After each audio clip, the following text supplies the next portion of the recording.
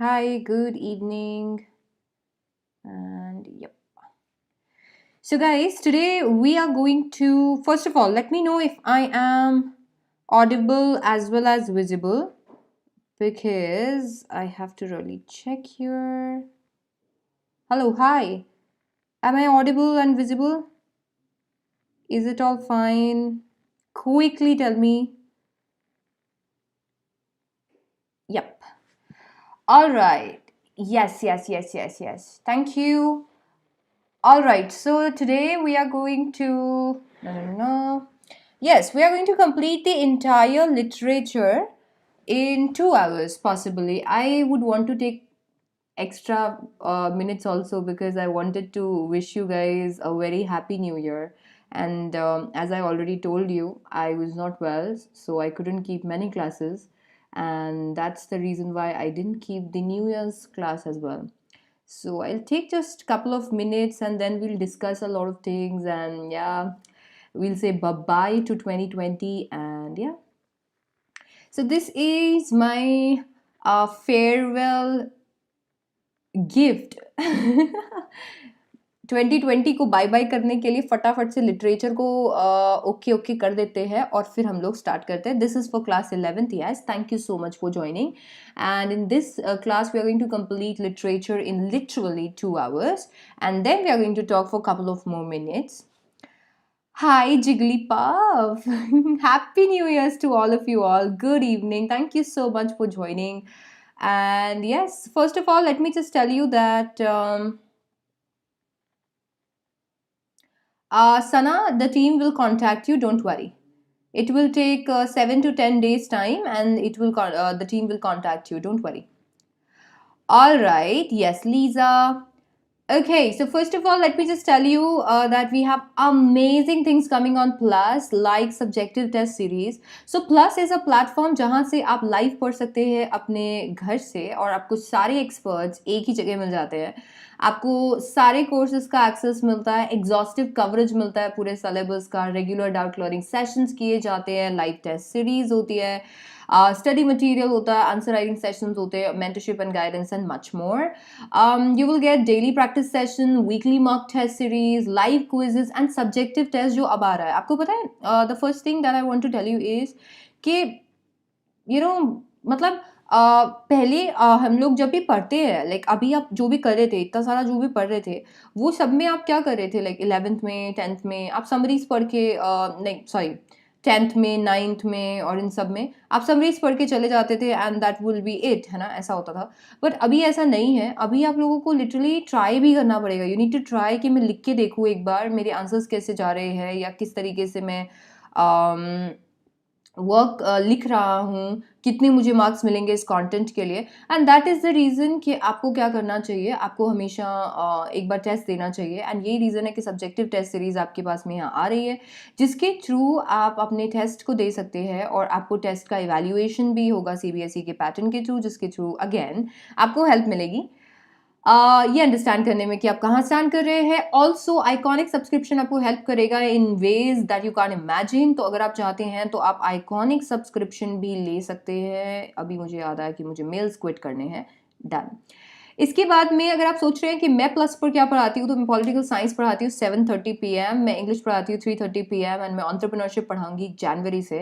Plus पे मैं बहुत ही अमेजिंग डिटेल इंग्लिश का ग्रामर कोर्स भी लेके आने वाली हूँ. लिटरेचर कोर्सेज ऑलरेडी लॉन्च हो गए हैं, ग्रामर कोर्स लॉन्च होने वाला है. So if you want you can join me there. And also let me tell you that these are the price point. आप मेरा कोड यूज़ कर सकते हैं. मेरा कोड है SDC18 या SDC लाइव. इस कोड से आपको 10% डिस्काउंट मिलेगा प्लस सब्सक्रिप्शन पे और 11th एंड 12th के प्लस और आइकॉनिक सब्सक्रिप्शन पे और किसी और कैटेगरी के लिए भी ऐसे आप इसे यूज़ कर सकते हैं. आपको पता है कि हमने हमारे स्पेशल क्लासेस को प्रोटेक्ट कर रखा है. सो अगर आप उसे अनलॉक करना चाहते हैं तो उसके लिए भी सेम कोड अप्लाई होगा, जिससे आप स्पेशल में फ्री में पढ़ सकते हैं सेम कोड को यूज़ करके, विच इज़ SDC18. तो special classes are free classes and बाकी सारे जो क्लासेस होते हैं उनके लिए आपको पेमेंट देना पड़ता है. ऑल राइट, ये लीजिए, ये रहे SDC18 का चैंपियनशिप कोड. इसे यूज करके आप बन जाएंगे champion and that's it. This is Unacademy, let's crack it.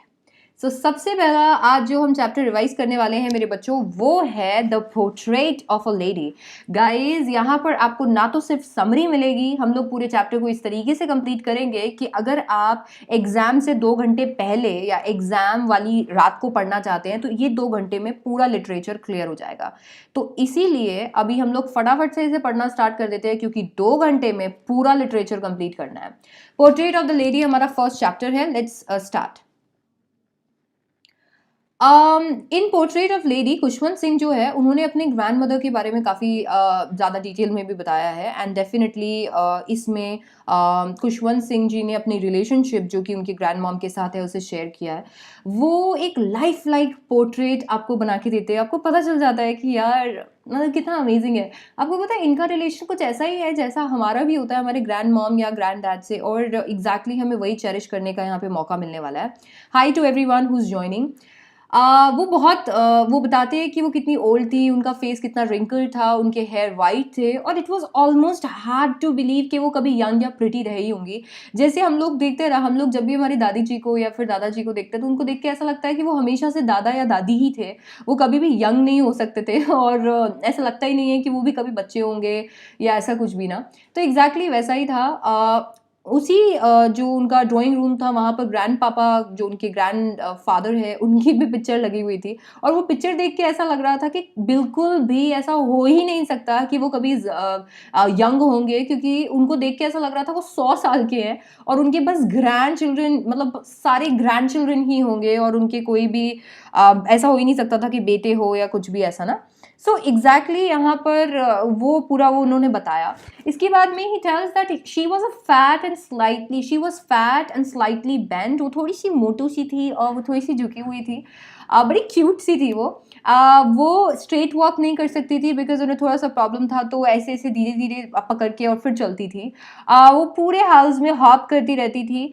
इसके साथ साथ में हमें ये भी पता चलता है कि उनका एक हाथ उनकी वेस्ट पे होता था और एक हाथ से वो रोजरी होल्ड किया करती थी।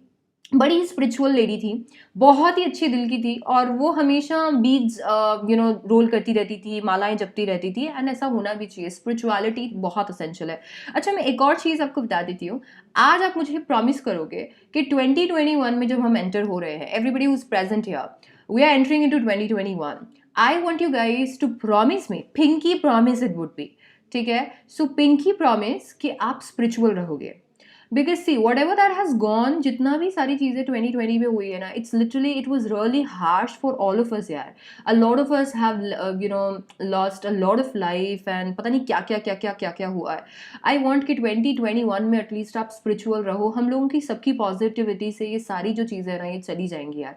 तो एग्जैक्टली जैसे कि हमारे नरेटर की ग्रैंड माँ है, वैसा ही बनना है हम लोगों को। इतना ज़्यादा नहीं बनना है क्योंकि हमारे पास काम भी है, बट उसके अलावा भी हम लोग ट्राई करेंगे कि हम स्पिरिचुअल रहें। हम दिन के 5 मिनट ही निकालें, बट हम भगवान जी को हम लोग ग्रेटफुल रहेंगे कि उन्होंने जो भी हमें दिया है। और इसके साथ साथ में हम ये भी बोलने वाले हैं कि प्लीज़ पूरे वर्ल्ड को इस पूरी प्रॉब्लम से निकालिए, and that's how I think हम लोग बड़े ही जल्दी इस पूरी प्रॉब्लम से निकल जाएंगे।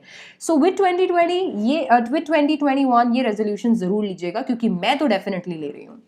ओके, इसके बाद में तो वो इतनी ज़्यादा स्पिरिचुअल थी, हमेशा ऐसे पूजा करा करती थी, प्रेयर्स करा करती थी। वो हमेशा वाइट क्लोथ्स पहनती थी, और उनके जो बाल थे ना वो हमेशा ऐसे ऐसे ऐसे ऐसे स्कैटर हुआ करते थे उनके फेस पे। वो इतनी ज़्यादा नीटली अपने बालों को नहीं बना के रखती थी। ऐसा लगता था जैसे एक बहुत ही ब्यूटीफुल स्नोई माउंटेन्स होते हैं ना विंटर्स में, इतने ब्यूटीफुल एग्जैक्टली वैसे ही वो लगते थे।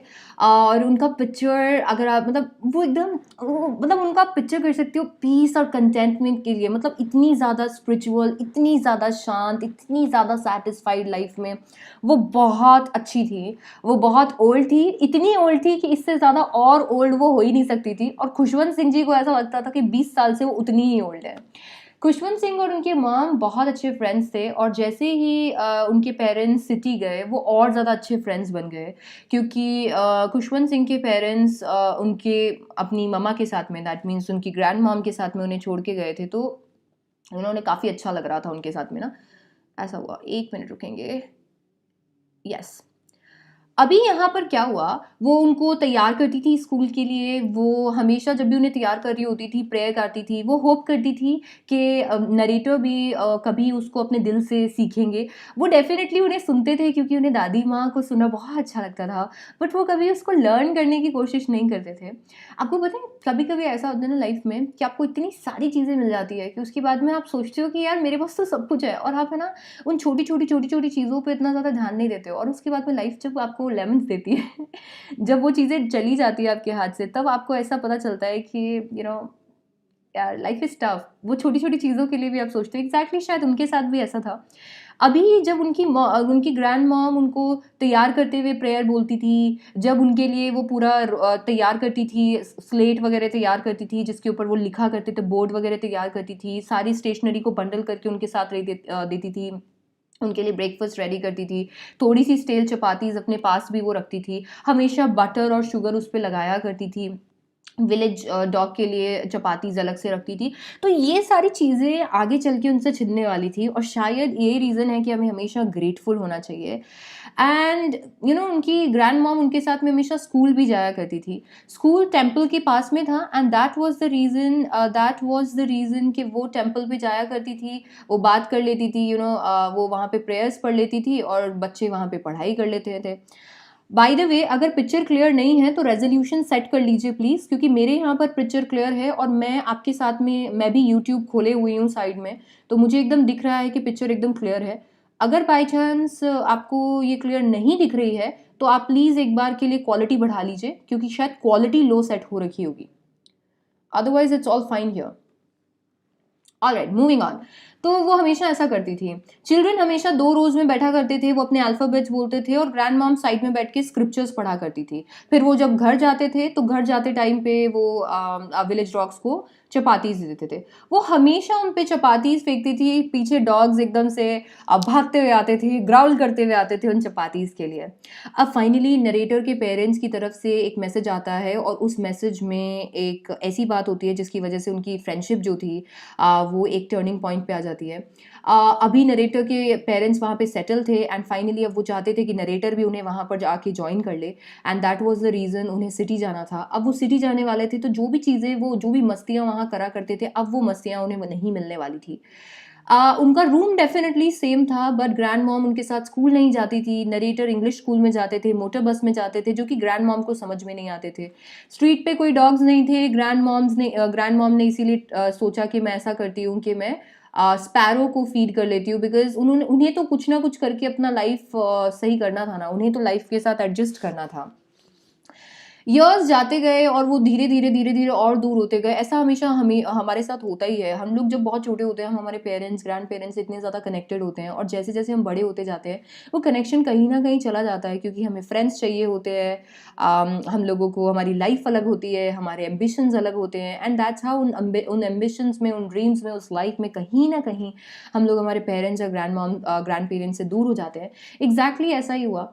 ग्रैंड मॉम को जो भी चीज़ें वहाँ पढ़ाई जाती थी वो पसंद नहीं थी। जब जैसे ही नरेटर ने उन्हें बताया कि उन्हें वहाँ म्यूज़िक भी पढ़ाया जा रहा है, तो उसके लिए तो उन्हें बिल्कुल भी अच्छा नहीं लगा, क्योंकि उनका ये मानना था कि म्यूज़िक जो है वो एक्चुअली प्रोस्टिट्यूट्स या फिर बेगर्स के लिए ही अच्छा है। जो जेंटल फ़ोक्स होते हैं वो ये चीज़ ना करें तो अच्छा रहता है। नरेटर जैसे यूनिवर्सिटी गए, उन्हें अपना एक रूम दिया गया, जो कि जो उनके बीच में कॉमन लिंक था फ्रेंडशिप का, वो भी टूट गया, क्योंकि कॉमन लिंक था वो रूम जो वो दोनों शेयर करते थे। अब जब वो यूनिवर्सिटी चले गए, तो ग्रैंड मॉम का रूम अलग हो गया, और जो हमारे ऑथर थे, जो नरेटर थे, उनका रूम एकदम अलग हो गया। ग्रैंड मॉम ने इस चीज़ को भी बड़े ही आराम से एक्सेप्ट कर लिया। पता है क्या होता है, लोग इतने जो बूढ़े लोग होते हैं ना, उनके पास इतना ज़्यादा होता नहीं है अंदर ना कि हम आर्ग्यू करें, हम ये बोलें, हम वो बोलें। वो अपनी लाइफ़ को ना बस अपना ये सोचते हैं कि हमारे बच्चे अच्छे रहें, हमारी सारी चीज़ें अच्छी रहें, बस वो उसी में बहुत ज़्यादा खुश होते हैं। एग्ज़ैक्टली यहाँ पर भी ग्रैंड मॉम ने भी यही किया। वो हमेशा क्या करा करती थी, वो हमेशा स्पिनिंग व्हील के साथ बिज़ी रहा करती थी, अपनी प्रेयर्स बोला करती थी। वो किसी से एज़ सच बात नहीं करती थी। आफ्टरनून में वो थोड़ा-सा रिलैक्स करती थी, फिर वो स्पैरोज़ को खाना खिलाती थी। वैरेंडा में बैठा करती थी, छोटे-छोटे टुकड़े कर करके स्पैरोज़ को खिलाती थी। हंड्रेड्स ऑफ स्पैरोज़ वहाँ आते थे और वो लोग बहुत नॉइज़ करते थे। ग्रैंड मॉम के कभी सर पर बैठ जाते थे, कभी यहाँ मतलब कहीं पर ऐसे बैठ जाते थे, पर वो उन्हें भगाती नहीं थी। उन्हें बहुत पसंद थे एनिमल्स। वो इतनी ज़्यादा ह्यूमन थी, उनके अंदर वो ह्यूमैनिटी थी, उनके अंदर वो ना वो उनको बहुत अच्छा लगता था एनिमल्स या सब लोगों के लिए कुछ ना कुछ करते रहना।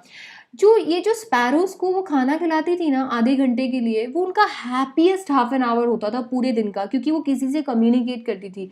लाइफ में कम्युनिकेशन ना बहुत ज़्यादा ज़रूरी है, आपको पता है। नरेटर ने फाइनली डिसाइड किया कि वो अब्रॉड जाएँगे, और जैसे ही उन्होंने ये डिसाइड किया कि वो अब्रॉड जाएँगे 5 साल के लिए, उनके दिमाग में ना एक चीज़ आ गई थी कि पता नहीं जब मैं वापस जाऊँगा, क्या मेरी ग्रैंड मॉम वहाँ होंगी? क्योंकि वो इतनी ओल्ड थी कि उनकी एज में कुछ कहा नहीं जा सकता था कि 5 साल के लिए वो ज़िंदा रहेंगी भी या नहीं। और वो अपनी ग्रैंड मॉम से इतना प्यार करते थे कि उनका मन एकदम से अजीब-सा हो गया था। उनकी ग्रैंड मॉम उन्हें वहाँ रेलवे स्टेशन पर छोड़ने आई, एंड फाइनली जब वो जा रहे थे, उन्होंने उन्हें फ़ोरहेड पे किस किया, जो कि एक साइन था केयर का। और उन्होंने उन्हें फ़ोरहेड पे किस किया और उन्हें कुछ नहीं बोली, वही प्रेयर वो कर रही थी, एंड फाइनली वो चले गए। जब वो वापस आए तब उनका जो पूरा ऐसा उनको डाउट था कि ग्रैंड मॉम वहाँ होंगी या नहीं, वो ख़त्म हो गया था। क्योंकि ग्रैंड मॉम वहाँ पे थी, उन्हें लेने आई थी 5 साल बाद। और जैसे ही वो 5 साल बाद वहाँ आई, उन्होंने उन्हें हग किया, और हग करने के बाद में भी उनके कान में वो आवाज़ आ रही थी कि वो अभी भी प्रेयर बोल रही हैं, वो इतनी ज़्यादा स्पिरिचुअल थी। पोएट बहुत सॉरी ऑथर बहुत ज़्यादा खुश हो गए थे कि यार मेरी ग्रैंड मॉम यहाँ पे हैं, और वो बहुत ज़्यादा हैप्पी थे ये सारी चीज़ें देख के। जैसे ही वो घर गए, ग्रैंड मॉम इतनी ज़्यादा हैप्पी थी कि उन्होंने उस रात उस इवनिंग कुछ प्रेयर नहीं किया। आस-पास से वो बहुत सारी औरतों को बुला के लेके आई। एक ड्रम वो लेके आई और उन्होंने खूब ज़्यादा सॉन्ग्स वगैरह बजाए एंड ड्रम बजाया, और होम कमिंग ऑफ वॉरियर्स उन्होंने सिंग किया, क्योंकि वो एक्चुअली सेलिब्रेट करना चाहती थी। उन्हें बहुत अच्छे लगते थे उनके ग्रैंडसन, और उन्हें ऐसा लगता था कि वो जब मतलब शायद उन्हीं में उनकी सांस अटकी हुई थी। और जैसे ही उन्होंने देखा कि वो बहुत अच्छे से वापस आ गए हैं, अब्रॉड पढ़ के वापस आ गए हैं, वो बहुत खुश हुई और उन्होंने बहुत अच्छे से सेलिब्रेट किया, और पूरे टाइम उन्होंने प्रे नहीं किया, सिर्फ सेलिब्रेट किया। उन्हें रोका गया, उन्हें बोला गया कि प्लीज़ ऐसे मत करो, क्योंकि आप बूढ़े हो और आपकी एज में ऐसा नहीं करना चाहिए। बट वो रुकी नहीं। नेक्स्ट मॉर्निंग जिसका डर था वही हुआ, एंड वो बीमार पड़ गई। बहुत बहुत कम सा फ़ीवर था, और डॉक्टर ने यही बोला कि बहुत कम फ़ीवर है, तो इतना कोई दिक्कत नहीं है। बट यहाँ पर उन्हें अंदर ही अंदर ऐसा लग रहा था कि नहीं, ये फ़ीवर नहीं है। उन्हें लग रहा था कि उनका आखिरी दिन आ चुका है, एंड अब उनको लाइफ में और कुछ चाहिए भी नहीं था। तो शी जस्ट वांटेड कि वो किसी से और बात करके टाइम वेस्ट नहीं करेंगी। वो अपने लाइफ के कुछ एंड मोमेंट्स में प्रे करना चाहती हैं, एंड यही चीज़ करने के लिए उन्होंने सबसे बात करना बंद कर दिया, और फटाफट से अपनी रोज़री उठाई, और रोज़री उठा के उन्होंने अपनी प्रे करना स्टार्ट कर दिया। जैसे ही उन्होंने प्रे स्टार्ट किया, सारे लोग वहाँ पे बैठे थे, उन्हें पता ही नहीं चला कि कब ग्रैंड मॉम के लिप्स वहीं पे रुक गए, और उन्हें उनके फेस पे एक अजीब सा ग्लो आ गया। थोड़े ही मोमेंट में जब उन्होंने रियलाइज़ किया, तो उन्हें पता चला कि ग्रैंड मॉम जा चुकी थी, उनकी डेथ हो चुकी थी। वो मोमेंट ऑथर के लिए हार्ट ब्रेकिंग मोमेंट था, बट उन्हें कुछ भी करके वो एक्सेप्ट करना था, और सब लोगों ने मोन किया। उसके बाद में उनके लास्ट राइट्स के लिए, लास्ट एक्टिविटीज़ के लिए वो तैयारी करने चले गए, क्योंकि अब उनकी कुछ चीज़ें होनी थी। आपको पता है जो हमारा इंडियन रिचुअल है, वो रिचुअल्स कुछ होने थे, और वो रिचुअल्स के लिए तैयारी करने चले गए। जैसे ही वो वापस आए, उन्होंने देखा कि ग्रैंड मॉम के बॉडी के आसपास बहुत सारे स्पैरोज़ थे, थाउजेंड्स ऑफ स्पैरोज़। सारे स्पैरोज़ वहाँ पर ग्रैंड मॉम को बाय कहने आए थे। वो अपने तरीके से वहाँ उन्हें मोन करने आए थे, क्योंकि ग्रैंड मॉम उनकी बेस्ट फ्रेंड थी। और वहाँ पर उन स्पैरोज़ को देख के ऑथर की मॉम ने सोचा कि वो भी उन्हें क्या करेंगे, वो भी उन्हें कुछ ब्रेड क्रम्स दे देंगे और वो खाएँगे। वो ब्रेड लेके आई और उन्होंने ब्रेड तोड़ के दिया, बट उन स्पैरोज़ ने कुछ नहीं खाया, क्योंकि उस दिन वो बाय कहने आए थे, उस दिन वो खाना नहीं खाने आए थे। उसके बाद में ग्रैंड मॉम को वहाँ से ले जाया गया, और नेक्स्ट मॉर्निंग जो क्रम्स वहाँ पर उनके लिए डाले गए थे, उन्हें डस्टबिन में डाल दिया गया। सो ये था खुशवंत सिंह और ग्रैंड मॉम का बॉन्ड, जो हम द पोर्ट्रेट ऑफ लेडी में पढ़ते हैं। अब आते हैं हम हमारे सेकंड चैप्टर पे, which is we are not afraid to die if we can all be together. Hi Pratyush, this is for class 11th and this is not for class 12, but I will definitely arrange the same session for class 12th as well. Ma'am narrator और poet में क्या difference है? Let me just tell you, narrator is the person जो पूरी story को narrate करता है, बताता है। ऑथर इज द पर्सन जो पूरी स्टोरी को लिखता है। पोएट इज द पर्सन जो पोअम को लिखता है। That's the difference.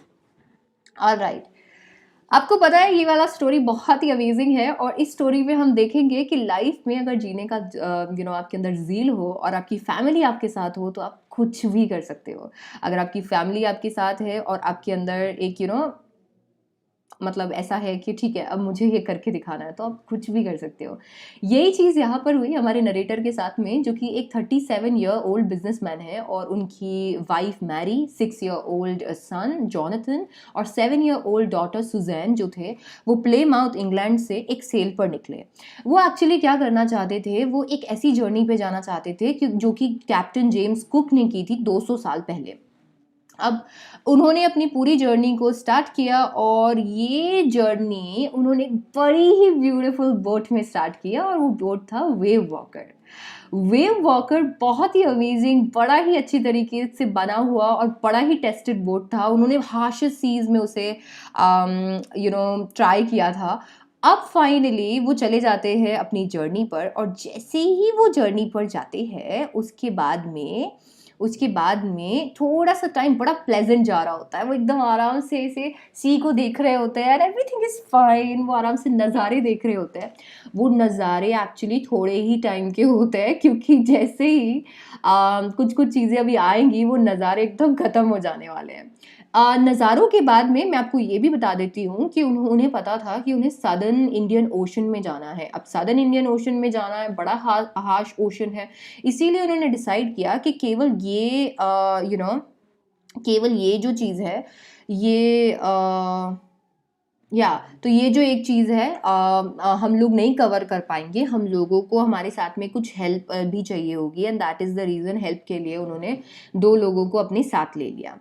अब फाइनली क्या होता है कि जैसे ही वो केप टाउन से आउट ऑफ केप टाउन निकलते हैं, बड़ी ही स्ट्रॉन्ग विंड्स आने लगती हैं, और नेक्स्ट फ्यू वीक्स तक वही विंड्स चलती रहती है।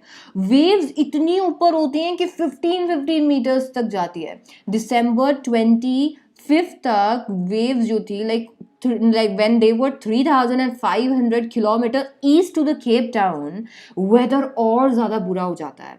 बट फिर भी वो ऐसा नहीं सोचते हैं कि हमें क्रिसमस एंजॉय नहीं करना, क्योंकि लाइफ का काम है टफ रहना यार, आपका काम है एंजॉय करना।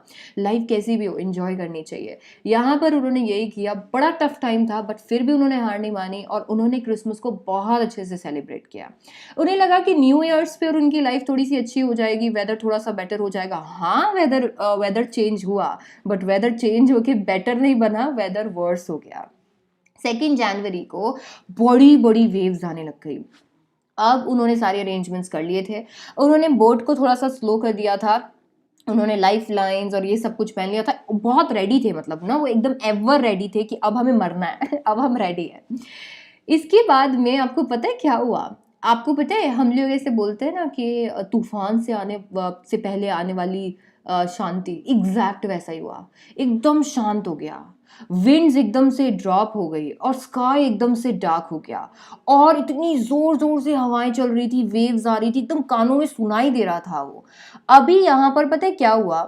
यहाँ पर नरेटर ने सोचा कि मैं ये वेव है और मैं एकदम मस्त इसके अंदर से निकाल लूंगा। वाह भाई वाह, उन्होंने इतना अमेजिंग कॉन्फिडेंस दिखाया, और उन्होंने बोला कोई दिक्कत नहीं है, मैं इस वेव के अंदर से ही बोट को निकाल लूंगा। और जैसे ही उन्होंने उस बोट को वेव के पास लाया, वेव और एक्सप्लोड, एकदम से एक्सप्लोजन हो गया, बहुत ही ट्रिमेंडस एक्सप्लोजन, और नरेटर का सर जाके भिड़ा व्हील पर और वो जाके बाहर गिर गए।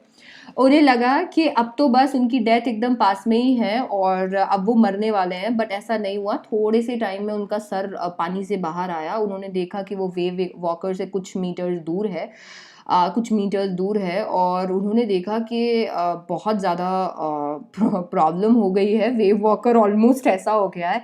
कैसे जैसे वो गए वहाँ पर एकदम रैग डॉल जैसे जा रहे थे, एकदम ऐसे ऐसे ऐसे ऐसे। उनकी लेफ्ट रिब्स क्रैक हो गई थी, मुंह पूरा खून से भरा हुआ था, दांत एकदम से टूट गए थे, कैसे जैसे उन्होंने क्या किया, कैसे जैसे उन्होंने व्हील पकड़ा और उन्होंने सोचा कि मुझे अब नेक्स्ट के लिए तैयार होना है, नेक्स्ट वेव के लिए तैयार होना है, और वहाँ पर उन्होंने देखा कि हर जगह पूरे शिप पर बस पानी पानी पानी पानी था। एंड इतने में उनकी वाइफ मैरी आई और मैरी ने डोर ओपन किया और उन्होंने बताया कि हम लोग डूब रहे हैं। बोला यार ये मेरे को पता है, तुम ऐसा करो, तुम व्हील संभालो, मुझे जाके चेक करने दो। इसके बाद में उन्होंने उनको व्हील दिया और जैसे ही उन्होंने व्हील पकड़ा वो फटाफट से गए और उन्होंने आधा क्रॉल किया, आधा स्विम किया। कैसे जैसे गए अंदर, देखा तो क्लोथ्स तिर रहे थे, क्रॉकरी तिर रही थी, सारी चीज़ें फ्लोट कर रही थी, सारी चीज़ें ऐसे फ्लोट कर रही थी वो कैसे जैसे क्रॉल करके बच्चों के केबिन तक गए और देखा तो सू के बहुत ज़ोर से लग गई थी। तो सू, उनकी जो डॉटर थी ना, बहुत ज़ोर से उसको इंजरी हुआ था और अभी उनके पास टाइम नहीं था कि वो बैठ के उसको सिंपथाइज करे और बोले अरे कोई बात नहीं बच्चे से, ऐसा था ही नहीं उनके पास टाइम। उन्होंने फटाफट से कुछ हैमर लिए, स्क्रूज लिए, कैनवस लिया और रिपेयर करना स्टार्ट कर दिया। कैसे जैसे उन्होंने ये चीज़ मैनेज भी कर लिया, पर पानी नहीं रुका। इलेक्ट्रिक देखो, जो हैंड पंप्स थे वो हैंड पंप्स खराब हो गए थे। क्यों खराब हो गए थे? क्योंकि सारी चीज़ें जो तैर रही थी वो जा जाके हैंड पंप्स में जा रही थी, जिसकी वजह से वो ब्लॉक हो गए थे। इलेक्ट्रिक पंप्स जो थे पानी की वजह से शॉर्ट सर्किट हो गए थे। अब उन्हें कुछ समझ नहीं आ रहा था and that's why he decided कि मुझे चेक करना चाहिए, और उन्होंने चेक किया तो उन्हें कुछ स्पेयर हैंड पंप्स मिल गए, एक इलेक्ट्रिक पंप भी मिला। फटाफट से उन्होंने सारी चीज़ें स्टार्ट की। पूरी रात बस वो पंप करते रहे, पानी को बाहर पुश करते रहे। अभी उन्होंने खूब ज़्यादा कॉल्स किए बट कॉल्स का कोई रिप्लाई नहीं आया, क्योंकि जिस एरिया में वो थे वहाँ पर कोई भी इंसान उनकी मदद के लिए नहीं आ सकता था। इसके बाद में पता है क्या हुआ? वो गए, उन्होंने देखा तो सूखा सर एकदम से सूज गया था और उन्हें ऐसा लग रहा था कि ये एक्चुअली मतलब ना, ये बहुत, आप सोचो यार, अपने बच्चे को कोई ऐसे देखेगा तो उसे कैसा लगेगा। उनका दिल टूट गया ये देख के।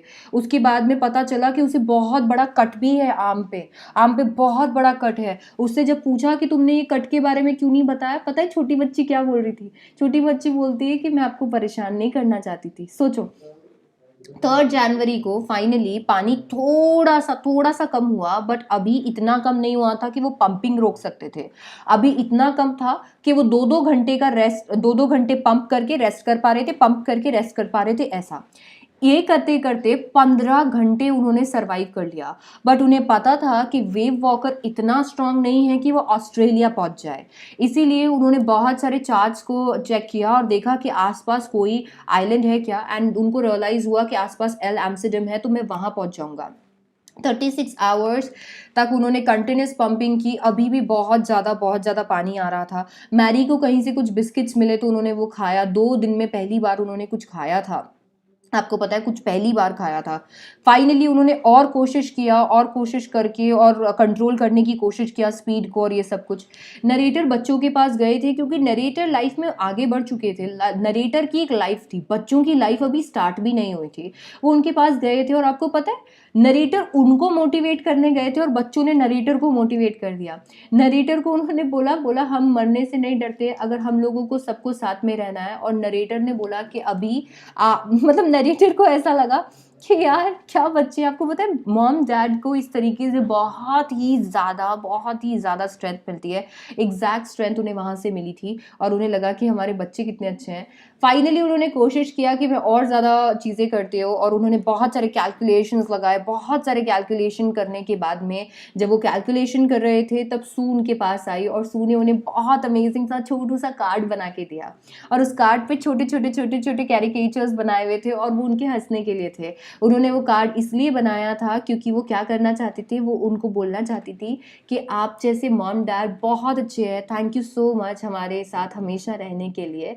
इसके बाद में फाइनली सारी चीज़ें चेक करने के बाद में 2 बजे उन्होंने बोला कि 185 डिग्रीज तुमको स्टर करना है। लैरी को उन्होंने इंस्ट्रक्ट किया। लैरी उनके साथ आया था, बोला आपको 185 डिग्री स्टर करना है और अगर सब कुछ सही रहा तो 5 बजे तक हम आइलैंड पहुंच जाएंगे। यही हुआ।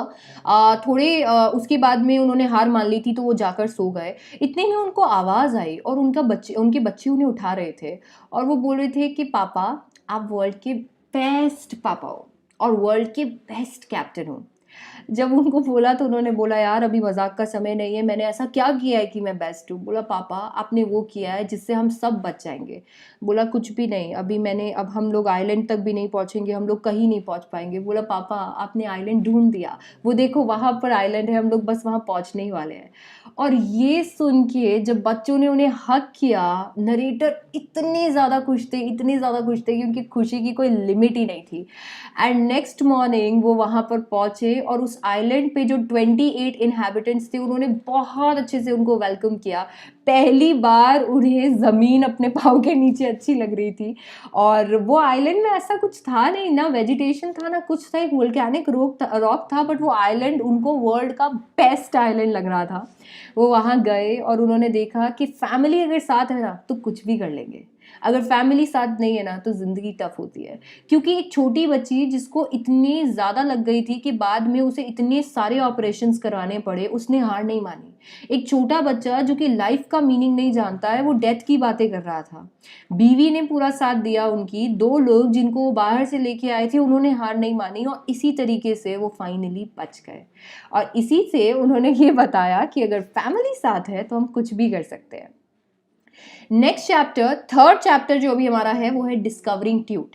नाउ डिस्कवरिंग ट्यूट थोड़ा सा फैक्चुअल चैप्टर है, इसमें बहुत सारे फैक्ट्स आपको याद रखने पड़ेंगे, बट हम लोग इसे जल्दी जल्दी से कंप्लीट कर लेंगे। तो जो जो इंपॉर्टेंट फैक्ट्स है वो मैं आपको सारे कवर करा दूंगी।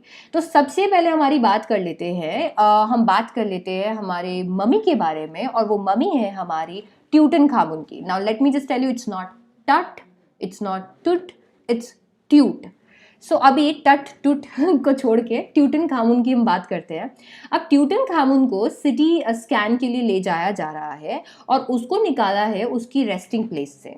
आपको पता है यहाँ पर उनकी पूरी लाइफ जो है बहुत बड़ी मिस्ट्री है। वो 3300 साल पहले मरे थे और उनकी डेड बॉडी जो थी उसको एकदम से पूरा तैयार करके और रॉयल तरीके से दफनाया गया था। हार्वर्ड कार्टर जो कि एक ब्रिटिश आर्कियोलॉजिस्ट था, उन्होंने ट्यूट को 1922 में डिस्कवर किया और बहुत सारी मेहनत के बाद डिस्कवर किया। और उन्होंने ये देखा कि उनके साथ में तो बहुत सारी चीज़ें दफनाई गई थी। उनके साथ में एवरीडे की जो चीज़ें थी, जैसे कि board games, bronze razor, linen undergarments, cases of food, wine, ये सारी चीज़ें दफनाई गई थी। आपको पता है कार्टर पहले, सबसे पहले ये जो पैरोआ का फ्यूनरल ट्रेजर्स को देखने वाला अगर कोई था तो वो हार्वर्ड कार्टर ही थे। उन्होंने उनके कॉफिन्स को देखना चालू किया। पहले कॉफिन में उन्होंने देखा कि कफन है और उस कफन में ना गार्लेंड्स, आपको पता है कफन पे हम मालाएं पहनाते हैं, तो वो मालाएं पहनाई हुई थी। और वो माला जो थी वो ऑलिव ट्रीज की, वाइल्ड सिलरी की, लोटस पेटल्स की, कॉर्नफ्लावर्स की थी, जो ये बताता था कि वो मार्च या अप्रैल में मरे थे। कार्टर को प्रॉब्लम ये हो गया, जब वो नीचे नीचे तक गए तो वो मम्मी उन्हें जैसे दिखा, तो ये प्रॉब्लम था कि मम्मी को जब दफनाया गया था तो रिचुअल्स के हिसाब से रेजिन्स के साथ दफनाया गया था। रेजिन्स ये किशमिश वाले रेजिन्स नहीं है, बट होते किशमिश के जैसे, थोड़ा चिपचिपे हैं, ठीक है। अभी यहाँ पर वो थोड़े से चिपचिपे होता है, तो यहाँ पर उन्होंने वो जो रेजिन्स थे वो इतने ज़्यादा हार्ड हो गए थे ना, इतने ज़्यादा हार्ड हो गए थे कि ट्यूट की बॉडी बाहर नहीं निकल रही थी। अभी यहाँ पर कार्टर ने स्यापा कर दिया, पता है कैसे? कार्टर ने बॉडी को बाहर रख दिया धूप में और सोचा कि बाहर धूप में पड़ी रहेगी तो अभी सॉफ्ट हो जाएगी सारी चीज़ें, और सारी चीज़ें सॉफ्ट होने के बाद में मैं निकाल लूँगा। बट ऐसा कुछ भी नहीं हुआ। अभी उसको पूरी बॉडी को पता है कैसे रिमूव करना पड़ा? चिसेल और हैमर लेके बॉडी को हटाया। उसके बाद में उन्होंने थोड़े से जॉइंट्स हटाए, उनका हेड हटाया और सारी सारी चीज़ें हटा के, और फाइनली उन्हें एक वुडन बॉक्स में डाल दिया। क्योंकि उन्हें पता था कि अगर चोरों को ये चीज़ पता चल गई तो उनके लिए ये मम्मी इतनी अहमियत नहीं रखेगी, क्योंकि उनको तो बस सोना चांदी यहाँ से लेके जाना होगा। And that is the reason why उन्होंने उसे वुडन कॉफिन में रख दिया। अभी जाही हवस जो है, जो कि एक secretary general of Egypt supreme council है, उन्होंने देखा कि मम्मी ना बड़ी बुरी कंडीशन में थी, क्योंकि 1920 में कार्टर ने पूरा मम्मी को एकदम ठोक ठोक के निकाल दिया था। आर्कियोलॉजी काफ़ी ज़्यादा चेंज हो गई है बच्चों। पहले आर्कियोलॉजी ट्रेजर के बारे में थी, हम लोग ट्रेजर ढूंढते थे, हम देखते थे पुरानी चीज़ें, ट्रेजर और ये सब। अब वो ज़्यादा से ज़्यादा लाइफ की मिस्ट्रीज को सॉल्व करने के बारे में है। And that is the reason यहाँ पर एनाटॉमी प्रोफेसर ने एक्सरे किया मम्मी को, एंड उन्होंने उन्होंने देखा कि ब्रेस्ट बोन और फ्रंट रिब्स जो है वो अभी भी मिसिंग है। इसीलिए हम लोगों को सिटी स्कैन करना था, क्योंकि सिटी स्कैन दो बड़े ही इंपॉर्टेंट क्वेश्चंस को सॉल्व कर सकता था। पहला, उनकी डेथ कैसे हुई, और दूसरा, जब वो मरे थे तो वो कितने साल के थे। अभी जब स्कैन के लिए उन्हें ले जाया गया तो आपको पता है क्या हुआ, उन्होंने कैसे जैसे वहाँ से लोगों ने उनको निकाला, जो स्कैन वाली जगह थी वहाँ पर वो उनको लेके गए। जब वो लेके गए तो बड़े ही ऐसे ना हवाएं चल रही थी, अंधेरा हो गया था। आपको पता है एक कर्स भी था ट्यूट का, और वो कर्स ये था कि जो भी ट्यूट को उसकी रेस्टिंग प्लेस से निकालेगा उसको या तो डेथ का सामना करना पड़ेगा या फिर उसके साथ कुछ बहुत ही बुरा होगा। ठीक है, सो उसके साथ में ऐसा ऐसा हुआ। ओके, सो अभी यहाँ पर फाइनली ये हुआ। इसके बाद में जैसे वो वहाँ पर गए तो वो लिफ्ट के थ्रू ऊपर गए, एंड वहाँ पे थोड़ी सी प्रॉब्लम थी। प्रॉब्लम ये हुई कि जो कूलर फैन था उसके अंदर थोड़ा सा मिट्टी चला गया था, जिसकी वजह से वो बंद हो गया था और स्कैनिंग नहीं हो पा रही थी। अब लोगों को ये लगा कि ये तो ट्यूट का कर्स है जिसकी वजह से वो सिटी स्कैन नहीं करने वाले हैं, बट ऐसा कुछ भी नहीं हुआ। थोड़ी सी देर में वो ठीक हो गया एंड फाइनली उनका सिटी स्कैन बहुत अच्छे से हुआ।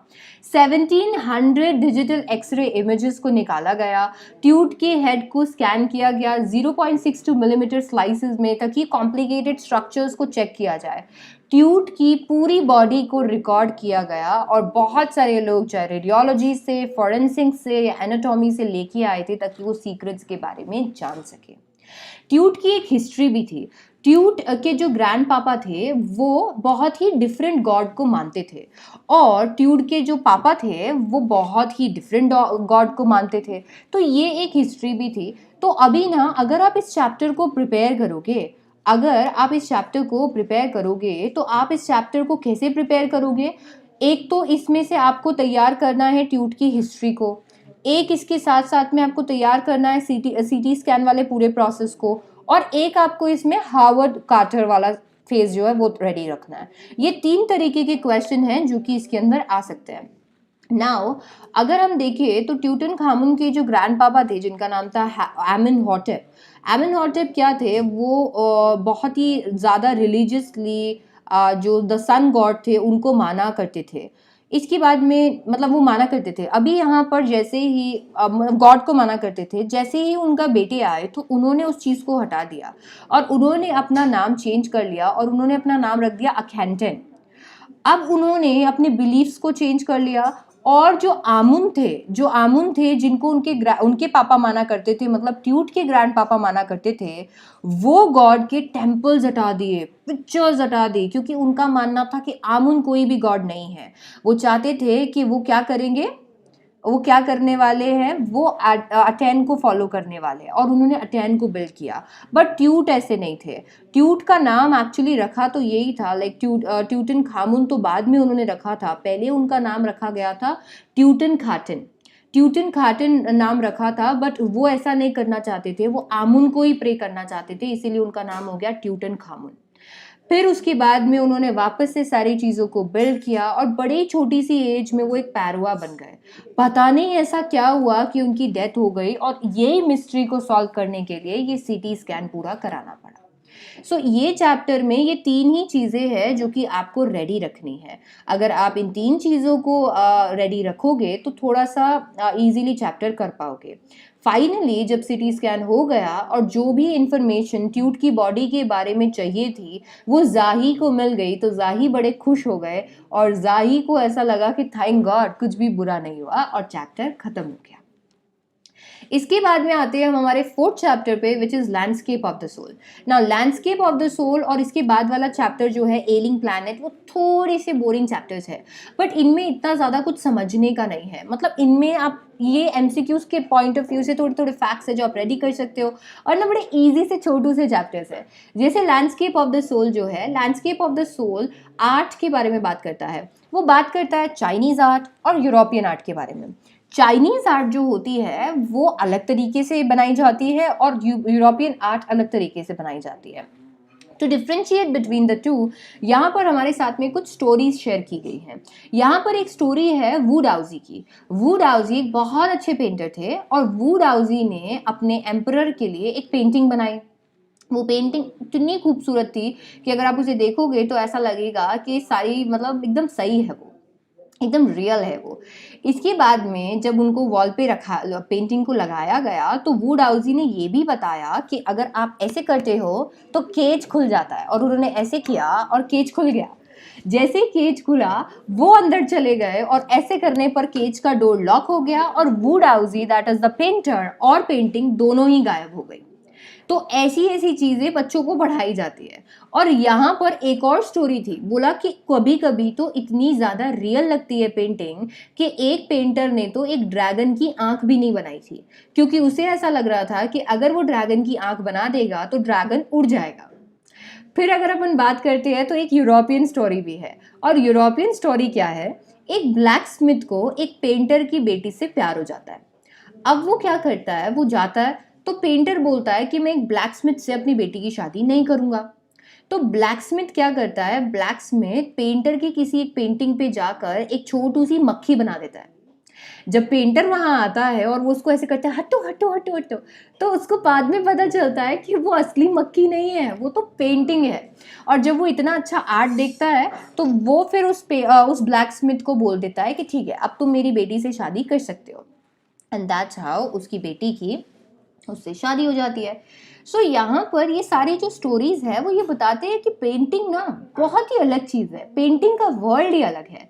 यहाँ से हमें ये भी पता चलता है कि आर्टिस्ट जो है, आर्टिस्ट दो तरीके के हो सकते हैं मेनली। एक है हमारे चाइनीज आर्टिस्ट और एक है यूरोपियन आर्टिस्ट।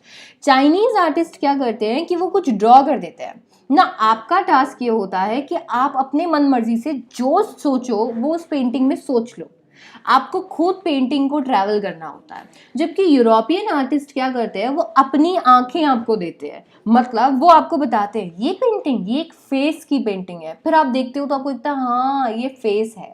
ये पेंटिंग, ये माउंटेन्स की पेंटिंग है, फिर आप देखते हो हाँ ये माउंटेन्स है। सो अभी चाइनीज आर्टिस्ट क्या करेंगे, वो बोलते हैं कि आप अपने हिसाब से सोचिए कि किस चीज़ की पेंटिंग है, क्योंकि पेंटिंग देखने वालों की आंखों में होती है। बट यहाँ पर हमारे जो यूरोपियन आर्टिस्ट होते हैं वो हमें खुद बताते हैं कि ये किस चीज़ की पेंटिंग है। सो बेसिकली इस तरीके से ये चलता है। इसके साथ साथ में जब हम ये पूरा पढ़ लेते हैं तो हमारे पास में चैप्टर में एक नया कॉन्सेप्ट आता है और वो है डाओइज्म का कॉन्सेप्ट। नाउ डाओइज्म क्या है, डाओ एक्चुअली पाथ और मेथड दोनों होते हैं। यहाँ पर उन्होंने दो चीज़ों के बारे में बात की है।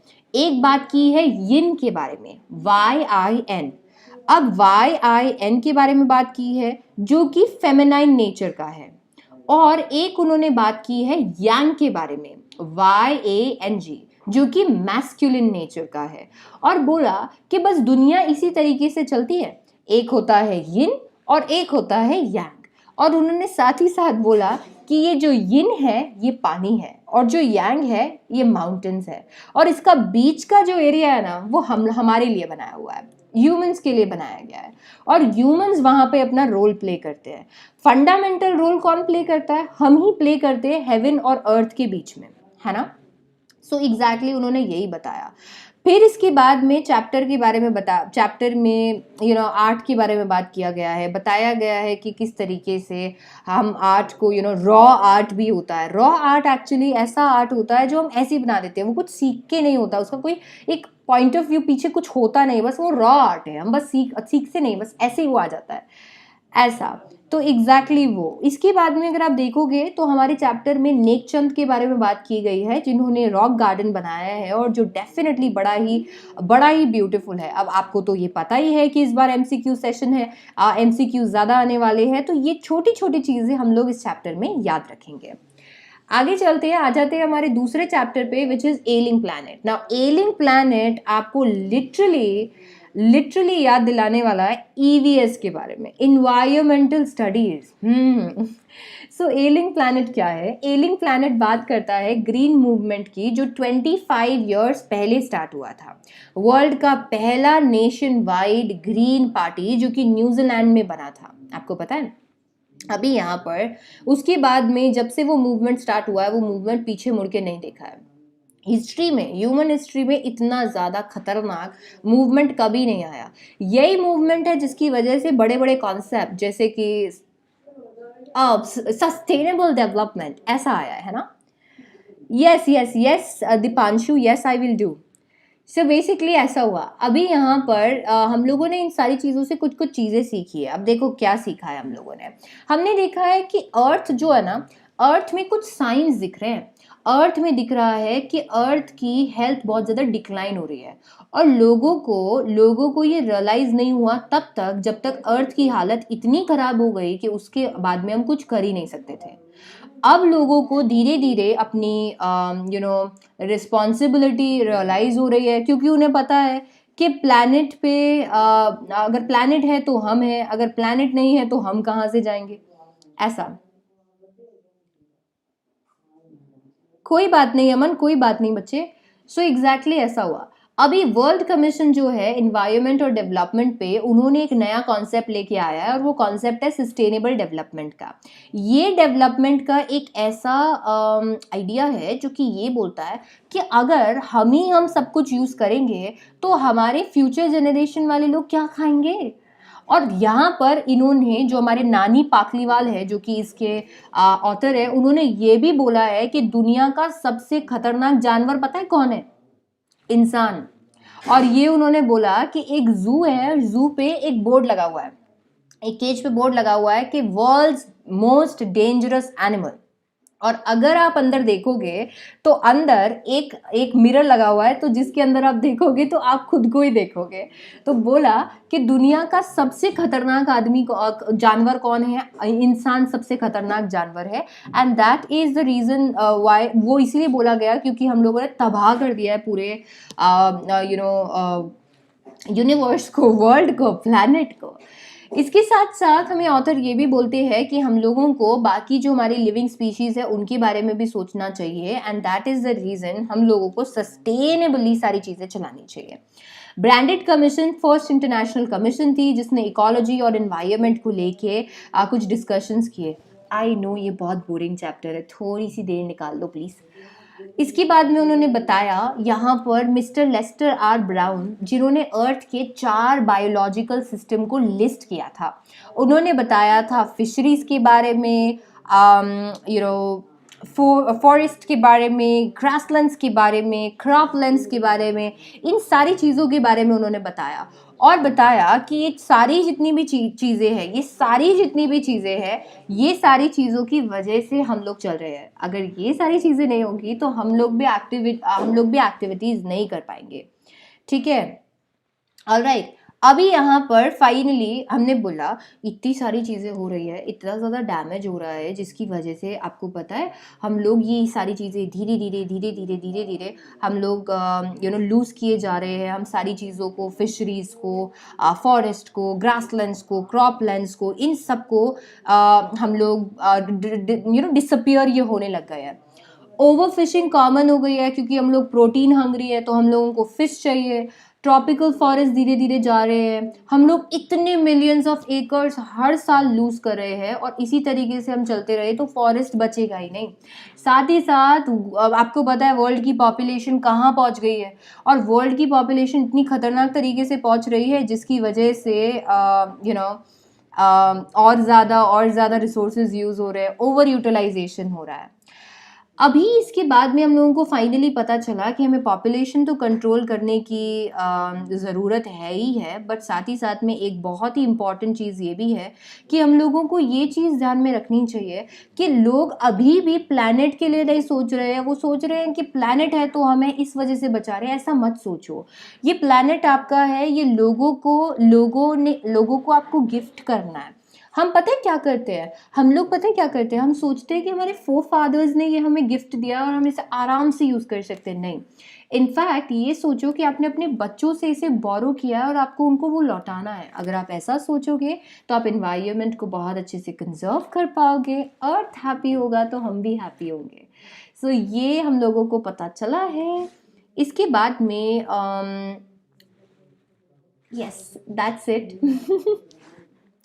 अभी हमें एक नया चैप्टर स्टार्ट करना है और वो नया चैप्टर है Browning version. Thank God ailing planet हो गया। इतना ज़्यादा खतरनाक चैप्टर है, बहुत बोरिंग चैप्टर है। मतलब अगर किसी इंसान को नींद नहीं आ रही हो, नहीं नींद आ रही हो, तो ना कोई इंसान ऐसे सोचेगा कि यार एक बार ऐसा करता हूँ एलिंग प्लैनेट पढ़ लेता हूँ, एलिंग प्लैनेट पढ़ लूँगा तो शायद मेरे को नींद आ जाएगी। चलो अब ब्राउनिंग वर्जन पे आते हैं। आपको पता है ब्राउनिंग वर्जन जो है ना, ब्राउनिंग वर्जन हमारे टपलू की कहानी है। इसमें जो जिसके बारे में हम पढ़ेंगे उसका नाम है टैपलो, बट हम उसे प्यार से टपलू बुलाते हैं। अब जो टपलू है वो बेचारा थोड़ा सा फंस जाता है यहाँ पर। अभी देखो कैसे। टैपलो एक लोअर 5th फॉर्म का स्टूडेंट है। अभी वो यहाँ पर अपने स्कूल आया है और जैसे ही वो स्कूल में बैठा है तो स्कूल में उसके एक दूसरे टीचर्स आते हैं और वो दूसरे टीचर पता है कौन है? उनका नाम है फ्रैंक। आपको तो पता ही है, मतलब टीचर्स में ना बड़ा ही कंपटीशन होता है। टीचर्स ना, हर टीचर यही सुनना चाहता है। मतलब टीचर अगर ऐसा पूछे ना आपसे कि आपका फेवरेट टीचर कौन है, तो आप पता है क्या बोलना? आप। क्योंकि टीचर यही सुनना चाहता है कि आपका फेवरेट टीचर कौन है? आप हो। फिर कोई दूसरा टीचर बोले आपका फेवरेट टीचर कौन है? आप ही हो। आपका फेवरेट टीचर आप ही हो। तो यहाँ पर एग्जैक्टली ऐसा ही होता है। फ्रैंक आ जाता है और बेचारा टैपलो इंतजार कर रहा होता है। अब फ्रैंक को ना ये बर्दाश्त ही नहीं होता कि किसी और को, मतलब किसी और को कोई बेस्ट बता दे। तो यहाँ पर एक टीचर है जिनका नाम है क्रॉकर हैरिस। अब क्रॉकर हैरिस कौन है? क्रॉकर हैरिस हमारे टपलू के टीचर हैं। अब हमारे टपलू के टीचर क्रॉकर हैरिस बड़े स्ट्रिक्ट है, पता है, बहुत ही ज़्यादा स्ट्रिक्ट है। और फ्रैंक को ना ये समझ नहीं आता। फ्रैंक ना यहाँ पे, मतलब पहले फ्रैंक उससे बात करता है। फ्रैंक बताता है कि यार आप यहाँ पर क्यों आए हो? तो बोला मैं इसलिए आया हूँ क्योंकि मैंने एक दिन छुट्टी ले ली थी, तो मैंने सोचा आज मैं आ जाता हूँ। तो बोला अच्छा अच्छा अच्छा अच्छा। फिर वो बोलते हैं कि तुम क्या हो गया, तुम पास हो गए कि नहीं? तो बोला सर मुझे रिजल्ट नहीं पता चला। बोला तुम्हें रिजल्ट अभी भी पता नहीं चला? तो बोलते हैं कि ना क्रॉकर हैरिस जो है ना मेरे टीचर, वो बाकी टीचर्स जैसे नहीं है, वो बड़े रूल्स को फॉलो करते हैं। वो हमेशा ये सोचते हैं कि हम लोगों को, हम ना जब जब बताना है तभी रिजल्ट बताएंगे, इसलिए मुझे नहीं पता है कि मेरा क्या रिजल्ट है। तो बोला अच्छा मान लो कि तुम पास हो गए तो तुम क्या लोगे? तो बोला सर मैं साइंस लूँगा, मैं साइंस लूँगा। बोला अच्छा। बोला हम लोगों को ये फालतू लोग मिलते हैं। तो बोला सर मुझे फालतू मत बोलो, मैं बहुत इंटरेस्टेड हूँ साइंस में, मैं बहुत अच्छे से पढ़ूंगा साइंस को ना, ऐसा। अभी यहाँ पर फाइनली उन्होंने बोला ठीक है। तो बोला कि साइंस कम से कम बुक से तो अच्छी है। फिर उन्होंने बुक दिखाई और फिर बोला ये देखो ये कितनी ज़्यादा गंदी सी बुक है, प्ले की बुक है, कौन पढ़ता है ये बुक, ऐसा उन्होंने बोला। फाइनली यहाँ पर फ्रैंक बहुत ही ज़्यादा, जब उनसे ये पूछते हैं कि जब उनसे पूछा जाता है कि तुम यहाँ क्यों आए, और वो बोलते हैं मैं क्रॉकर हैरिस के लिए आया हूँ, उन्होंने मुझे बुलाया। तो फ्रैंक बड़े इंप्रेस होता है। फिर वो पूछते हैं कि यार एक चीज़ मुझे बताओ, तुमको क्रॉकर हैरिस बुला कैसे लेता है? तुमको मारता है क्या वो? तुमको डराता है या फिर क्या करता है वो? मतलब इतना डरते क्यों हो तुम उससे? तो ऐसा, मतलब ना तुम ऐसे क्यों आ जाते हो ऐसा? तो अभी उन्होंने फाइनली उन्होंने बोला कि नहीं नहीं सर ऐसा कुछ भी नहीं है। बोला कि ऐसा कुछ भी नहीं है, मैं तो एक्स्ट्रा वर्क करने के लिए आया हूँ क्योंकि उन्होंने मुझे बुलाया था। अभी उन्होंने बोला कि अरे छोड़ो, क्रॉकर हैरिस तो अभी तक आया ही नहीं है, तुम चले जाओ यहाँ पर, यहाँ से चले जाओ, चले जाओ, गोल्फ खेल लो, बाकी तुम्हारे उम्र के जो बच्चे हैं उनके साथ खेलो। बोला नहीं सर मुझे डर लगता है, मैं क्रॉकर हैरिस से मिलकर ही जाऊँगा। ओह क्या हो गया, तुम ऐसे क्यों डर रहे हो? तो बोला कि नहीं सर क्रॉकर हैरिस ने बुलाया है। फिर वो बोलते हैं क्रॉकर हैरिस के बारे में। अब वो बताते हैं कि आप ना क्रॉकर हैरिस को ये मत समझो कि वो हमें डराते धमकाते हैं। क्रॉकर हैरिस बाकी टीचर जैसे नहीं है जिनको बच्चों को मारने में मजा आता है। क्रॉकर हैरिस बिल्कुल भी ऐसे नहीं है। क्रॉकर हैरिस थोड़ी सी अजीब है, बट क्रॉकर हैरिस ऐसे नहीं है कि किसी को मार के खुश हो। फिर वो बताते हैं कि मैं आपको एक किस्सा बताता हूँ। फिर वो बताते हैं कि एक दिन क्या हुआ, बेचारी क्रॉकर हैरिस ने एक बहुत ही अच्छा सा जोक क्रैक किया, ठीक है। अब क्रॉकर हैरिस का जोक इतना अच्छा नहीं था। आपको पता है आपकी लाइफ में ना कोई एक ऐसा टीचर होगा जो ना जोक क्रैक करता है पर उसका जोक ना किसी को समझ नहीं आता, तो आप लोग ना ऐसे हंस देते हो हाँ हाँ, क्योंकि वो टीचर खुद हंस देता है तो आप हंस देते हो, हाँ हाँ बहुत अच्छा है बहुत अच्छा है। एग्जैक्टली ऐसा हुआ। क्रॉकर हैरिस का जोक ना बहुत ही घटिया जोक था, और ऐसा जोक था ना कि किसी को समझ में भी नहीं आया, और उसका लैंग्वेज भी दूसरा था। अब बेचारे टपलू ने सोचा कि ठीक है, okay okay Madalsa, no problem. Taplu ने सोचा कि बेचारे के जोक पर कोई हंस नहीं रहा है तो मैं ही हंस लेता हूँ, तो टपलू ना उस पर हंस गया। अब टपलू जैसे उस पर हंसा वो बेचारा फंस गया।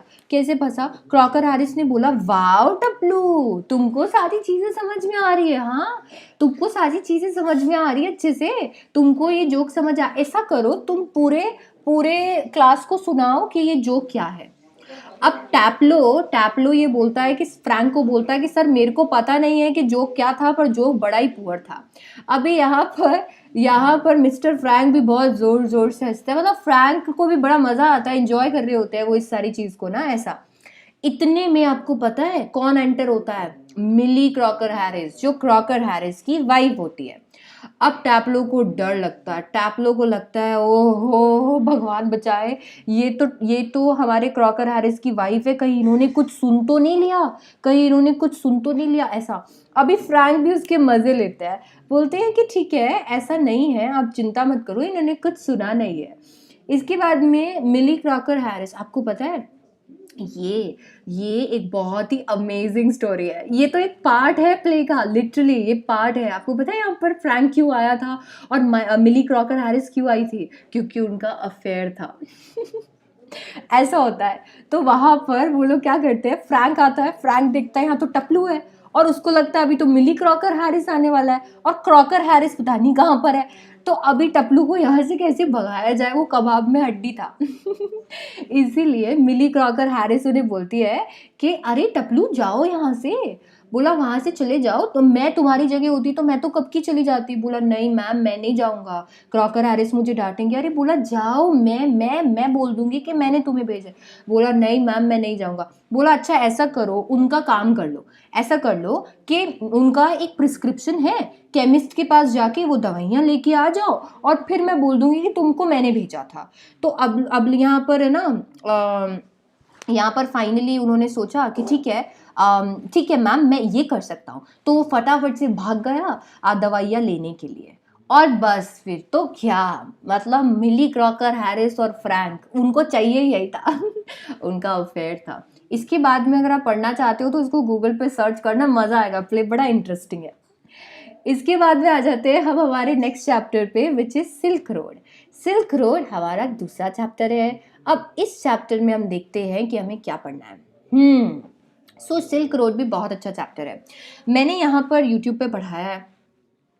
अगर आपको एक भी चैप्टर टफ लगता हो, अगर आपको एक भी चैप्टर ऐसा लगता हो कि कभी भी ऐसा अब मुझे समझ नहीं आ रहा, कितना गंदा चैप्टर है, यूट्यूब से या मेरी किसी भी क्लासेस से पढ़ लेना, चैप्टर एकदम मक्खन की जैसे हो जाएगा।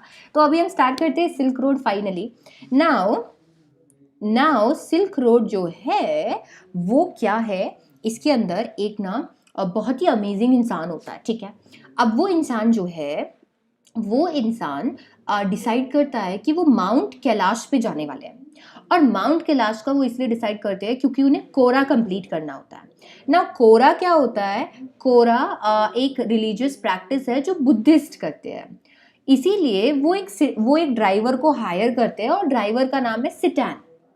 और यहाँ पर लामो जो कि उनकी एक फ्रेंड होती है, पता नहीं फ्रेंड होती है कौन होती है, पता नहीं कौन है, वो उनको एक बहुत ही अमेजिंग सा कोट गिफ्ट करते हैं, और उनके साथ में डैनियल भी जाते हैं जो कि उनके फ्रेंड है।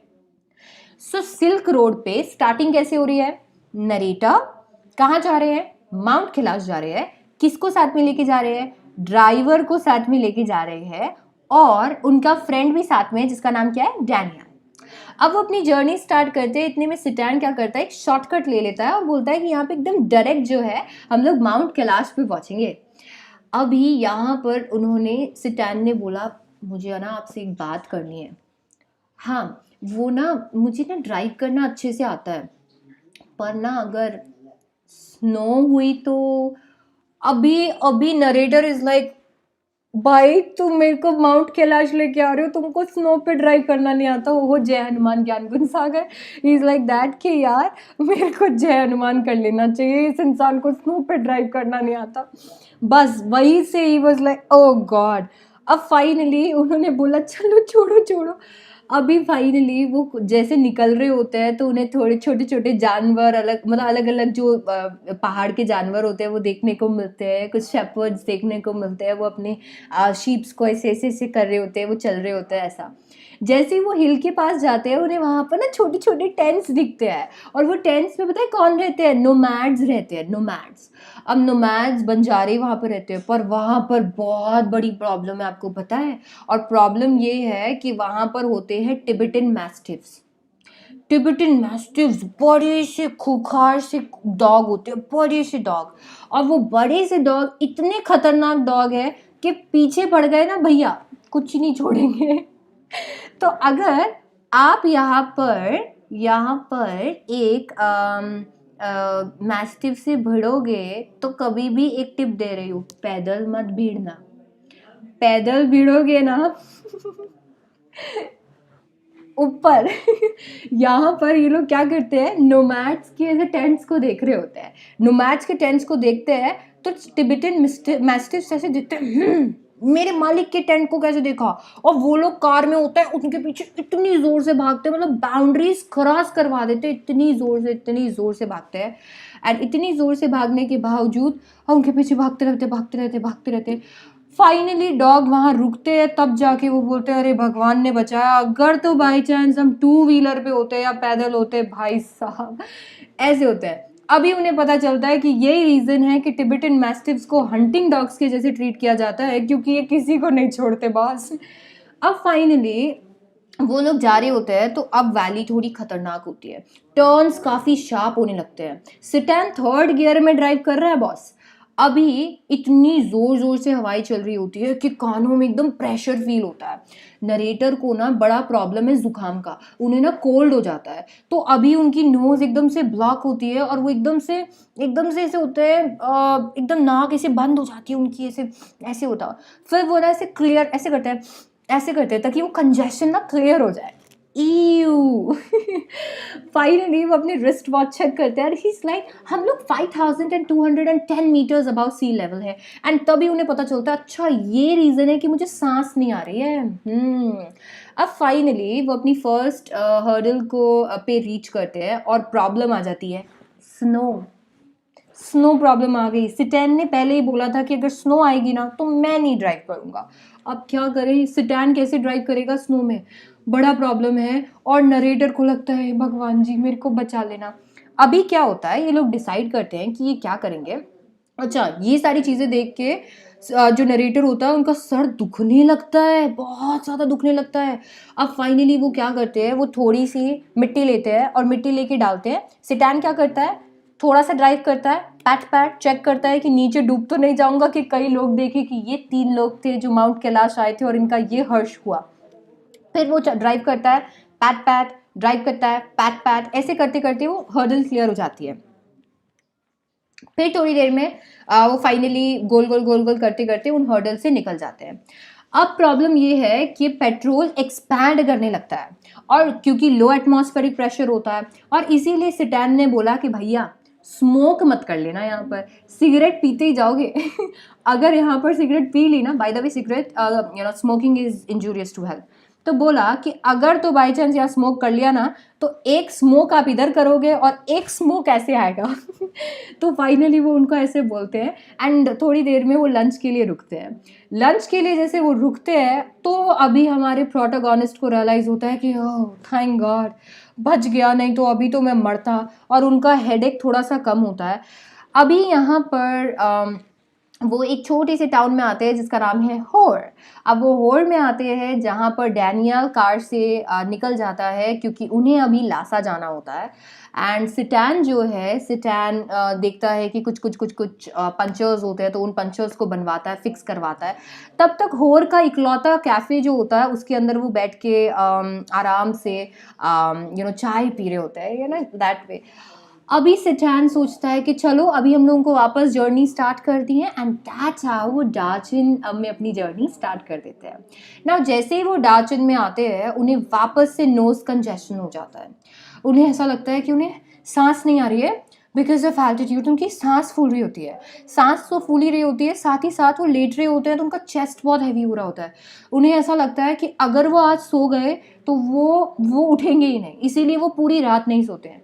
दूसरे दिन सिटान उन्हें मेडिकल कॉलेज में लेके जाता है। वहाँ पर एक डॉक्टर जो बिल्कुल भी डॉक्टर नहीं लग रहा होता है, एक ब्राउन एनवेलप में कुछ दवाइयाँ उन्हें देता है। वो दवाइयाँ वो लेते हैं, वो दवाइयाँ ऑलमोस्ट ऐसी होती है जैसे कि शीप डंग हो। ईयू शीप डंग जैसी गोल गोल गोलियां होती है। बट यहाँ पर नरेटर सोचते हैं कि कोई बात नहीं, मैं ले लेता हूँ, मैं जिंदा तो रहूँगा ना। तो फाइनली वो उनको ले लेते हैं और वहाँ से सिटान भी चला जाता है। सिटान वहाँ से जा चुके हैं, अब वो डार्जिन में है। डार्जिन में उन्हें चाइनीज सिगरेट की कुछ शॉप्स, कुछ सोप और बाकी छोटी छोटी चीज़ों की दुकानें देखने को मिल रही है। लोग ना कहीं पर भी बीच में आके पूल खेलने लगते हैं। विमेन ना छोटी सी स्ट्रीम में आके अपने बाल धोने लग जाती है। सोचो क्या खतरनाक चीज़ चल रही है यहाँ पर।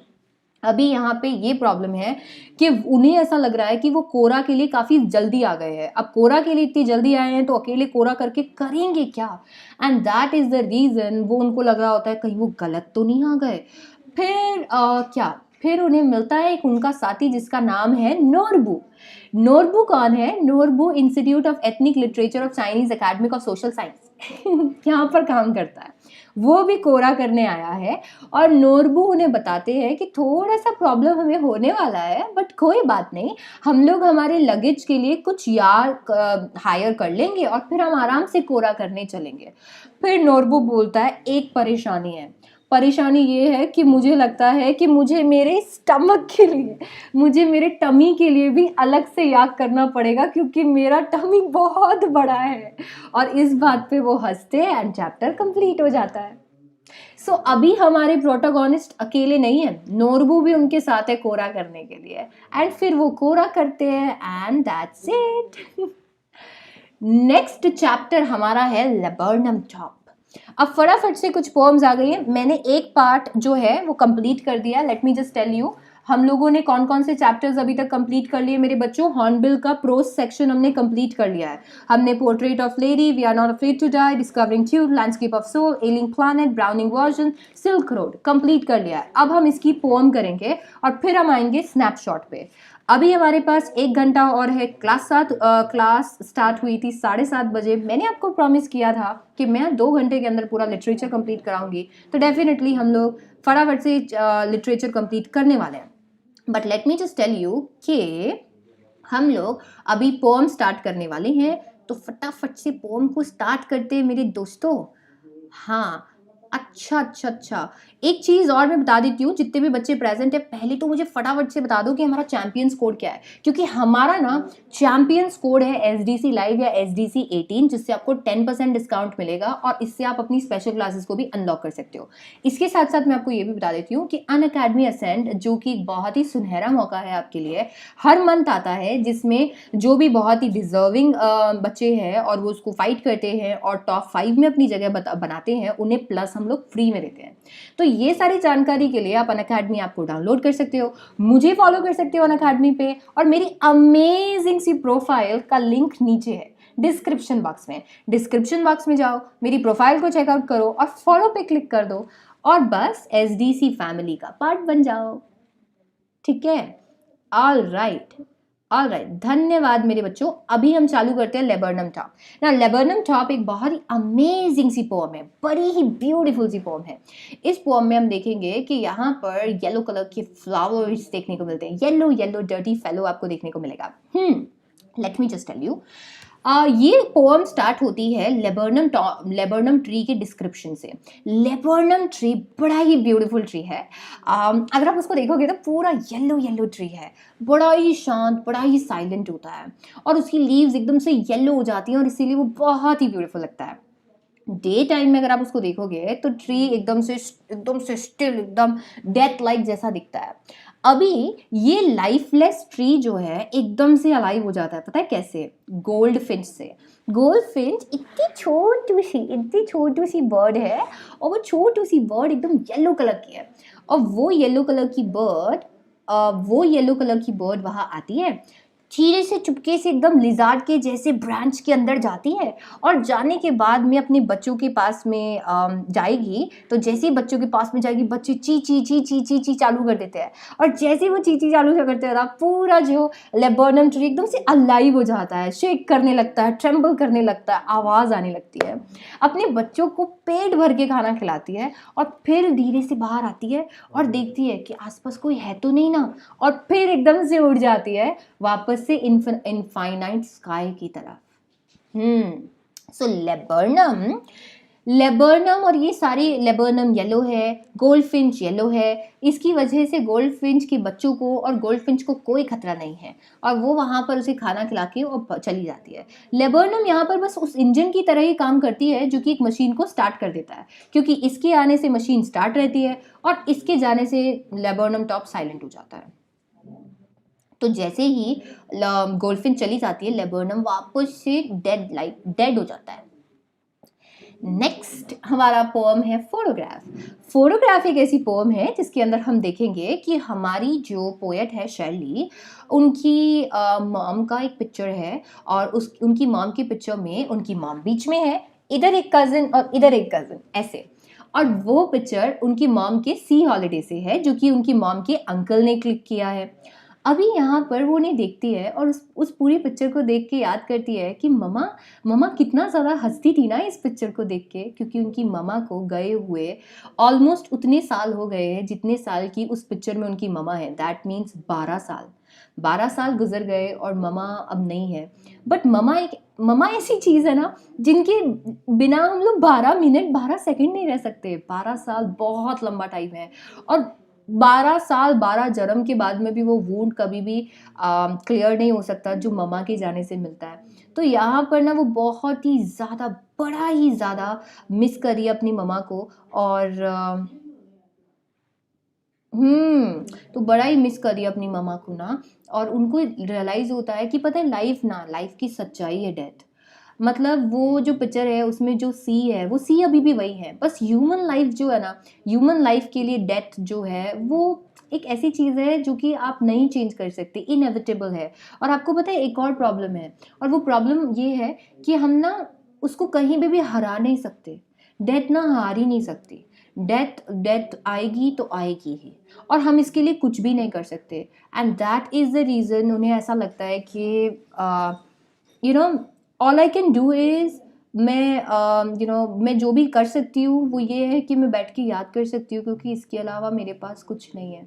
मेरी ममा जा चुकी है, और बस उसी फोटोग्राफ को देख के वो अपनी ममा को याद करती है, और उन्हें लगता है कि यहाँ पर उनकी ममा के लिए वो हॉलीडे एक पास था, और उनके लिए उनकी ममा एक पास्ट बन गई है। सो ये पोअम ममा और डॉटर का रिलेशन बताती है। आ जाते हैं हम वॉइस ऑफ रेन पे। तो अगर आप में से कोई तैयार नहीं है रेन से बात करने के लिए तो तैयार हो जाओ,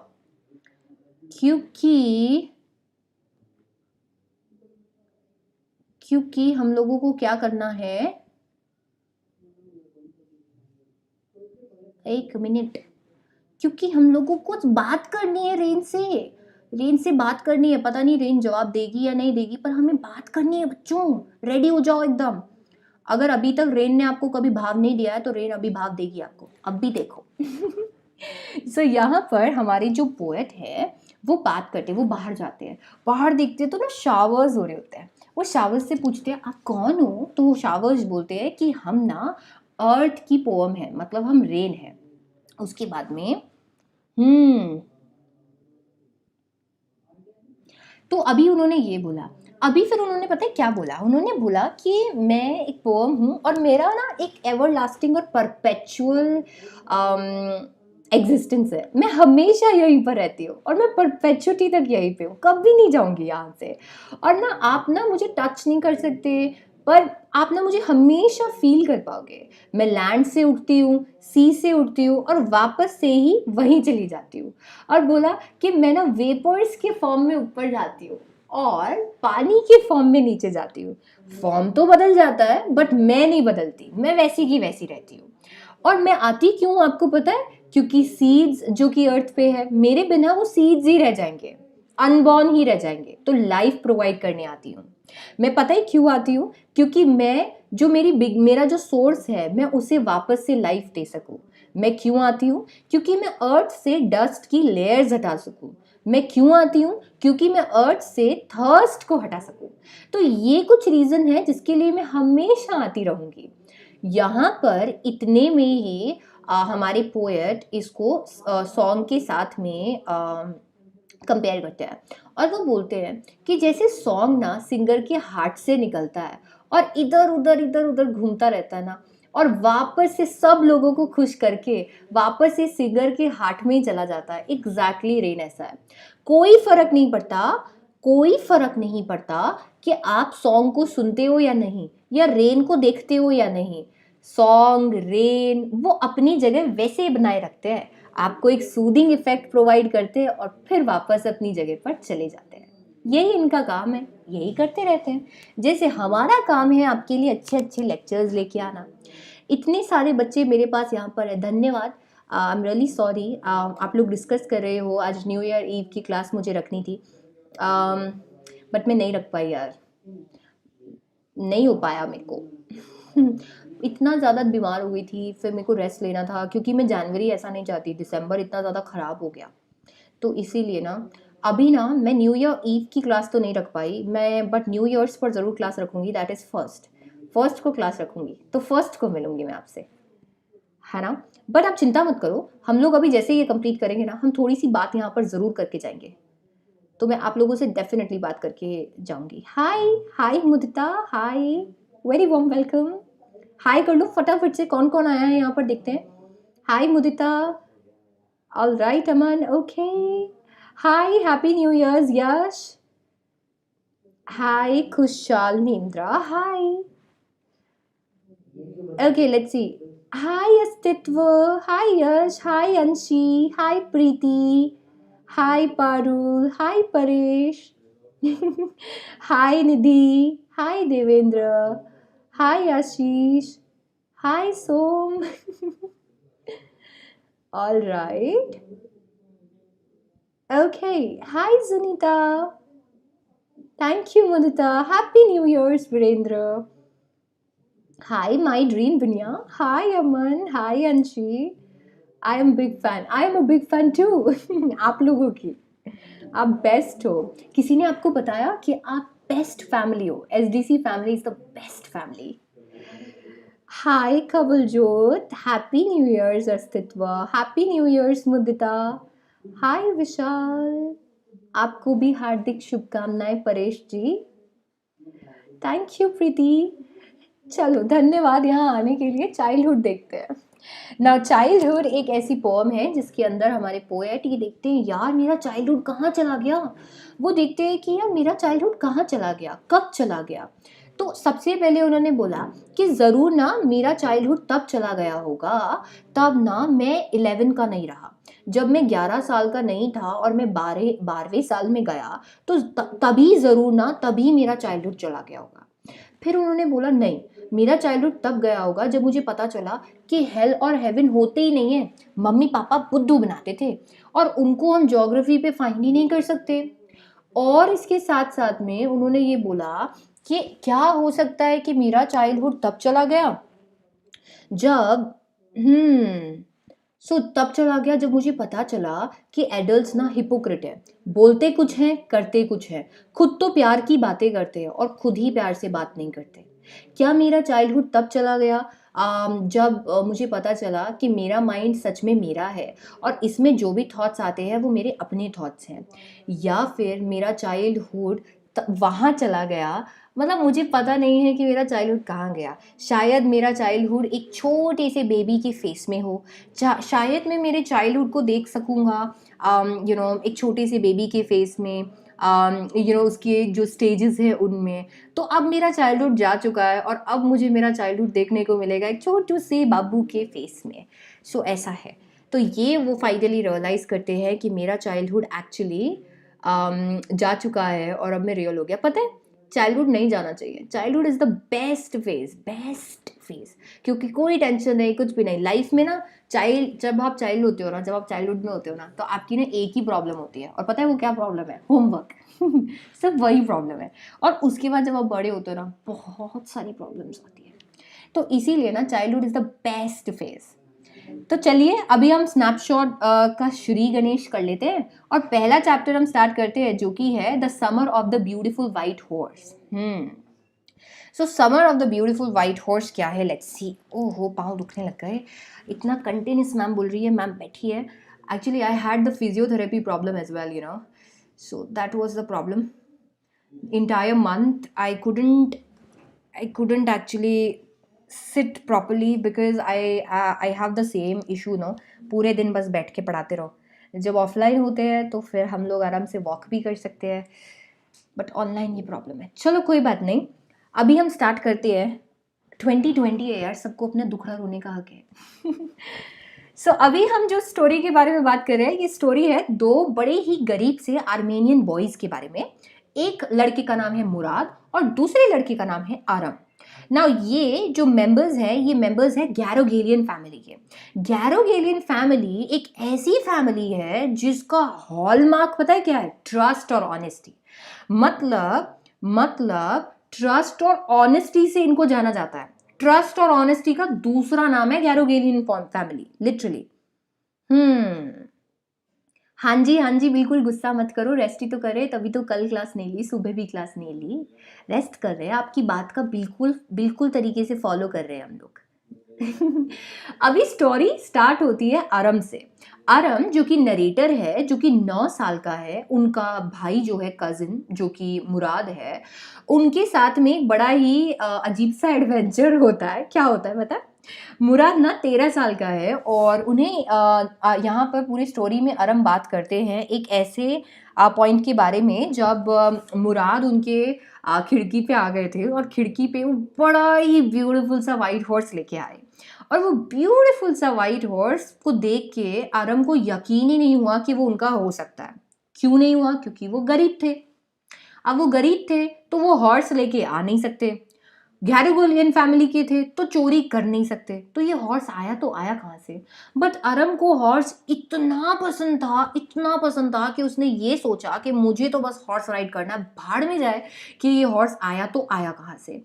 तो फाइनली वो बाहर निकल गए और उन्होंने फटाफट से कपड़े पहने और उसके बाद में वो उसके पीछे बैठे और चले गए, तबड़िक।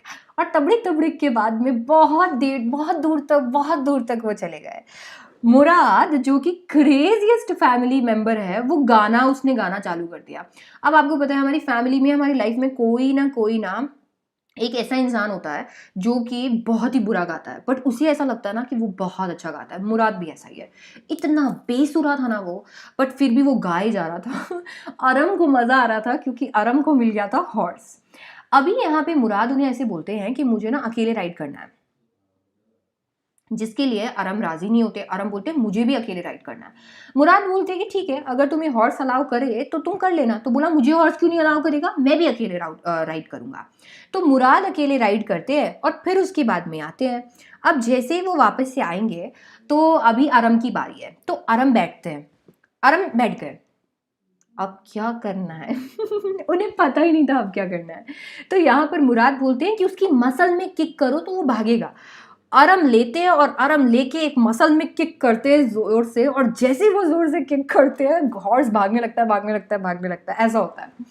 तो अभी ना आरम को खुद समझ में नहीं आ रहा होता।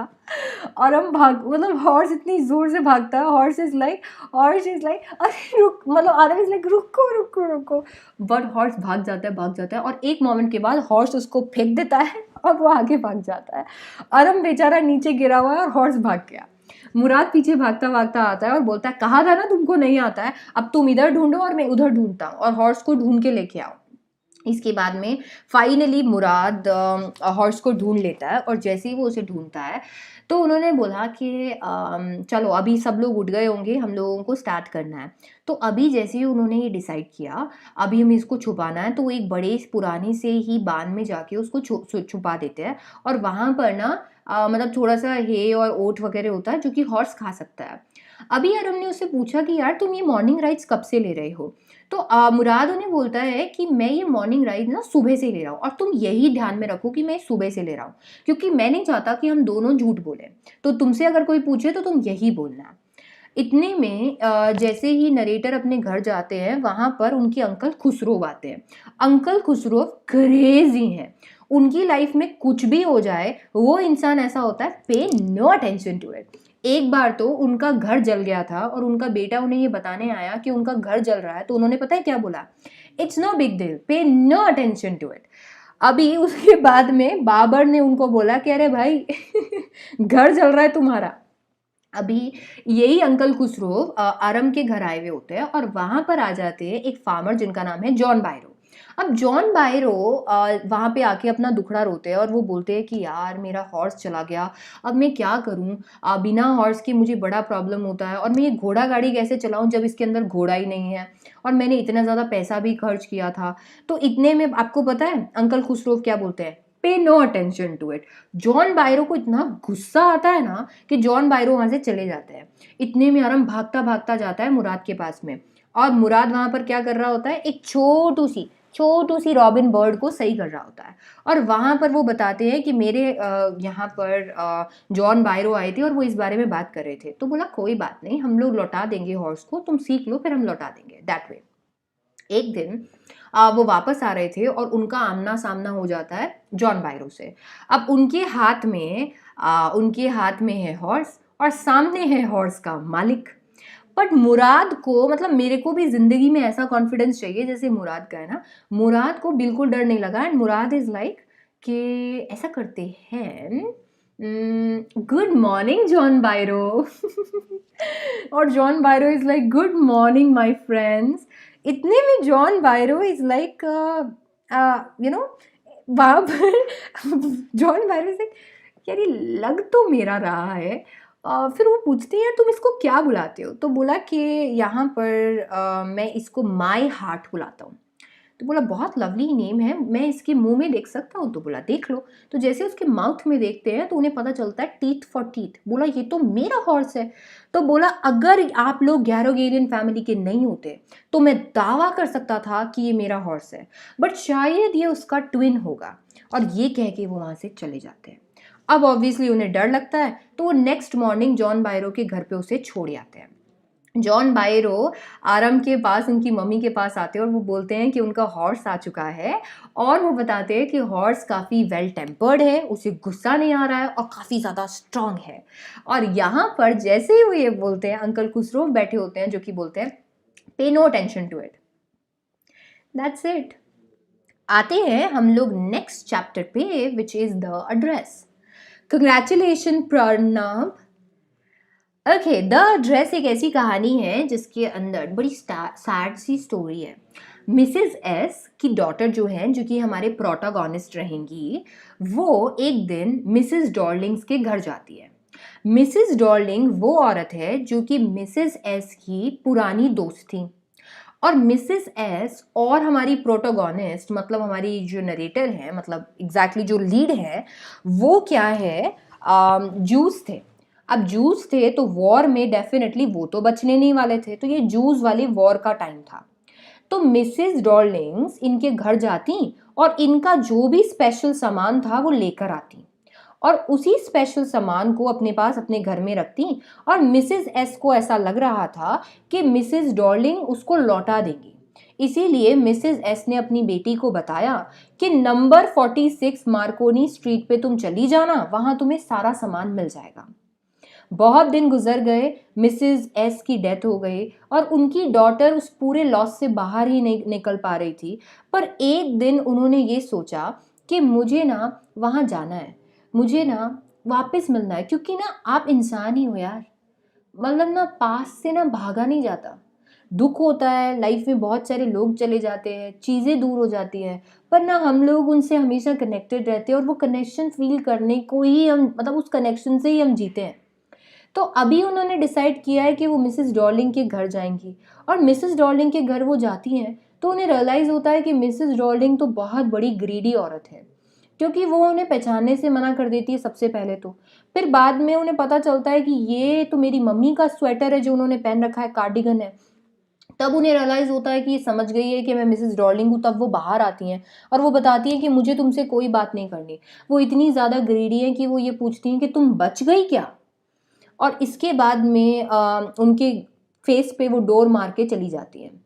अभी यहाँ से वापस वो जा रही होती हैं अपने घर, अपने ट्रेन में वापस जा रही होती हैं। इतने में उन्हें रियलाइज़ होता है कि वो भी क्या दिन थे। ये आया करती थी जब पहली बार मुझे मिसेस एस ने मतलब मेरी मम्मा ने मिसेस डॉर्लिंग के साथ मिलाया था, और मैंने मना किया था कि ये सामान उन्हें नहीं देना चाहिए, पर मेरी मम्मी नहीं मानी और उन्हें बहुत बुरा लगता है। वो लास्ट टाइम अपनी मम्मा की चीज़ों को देखना चाहती हैं, वो लास्ट टाइम वो उन सारी चीज़ों को जीना चाहती हैं, और वो वापस से कोशिश करती हैं। वो सेकंड टाइम मिसेस डॉर्लिंग के घर जाती हैं। जब वो सेकंड टाइम मिसेस डॉर्लिंग के घर जाती हैं तो मिसेस डॉर्लिंग, पता है क्या, मिसेस डॉर्लिंग वहाँ होती नहीं है, तो मिसेस डॉर्लिंग की बेटी वहाँ होती है। और मिसेस डॉर्लिंग की बेटी उन्हें दरवाज़ा खोलती है, अंदर बिठाती हैं।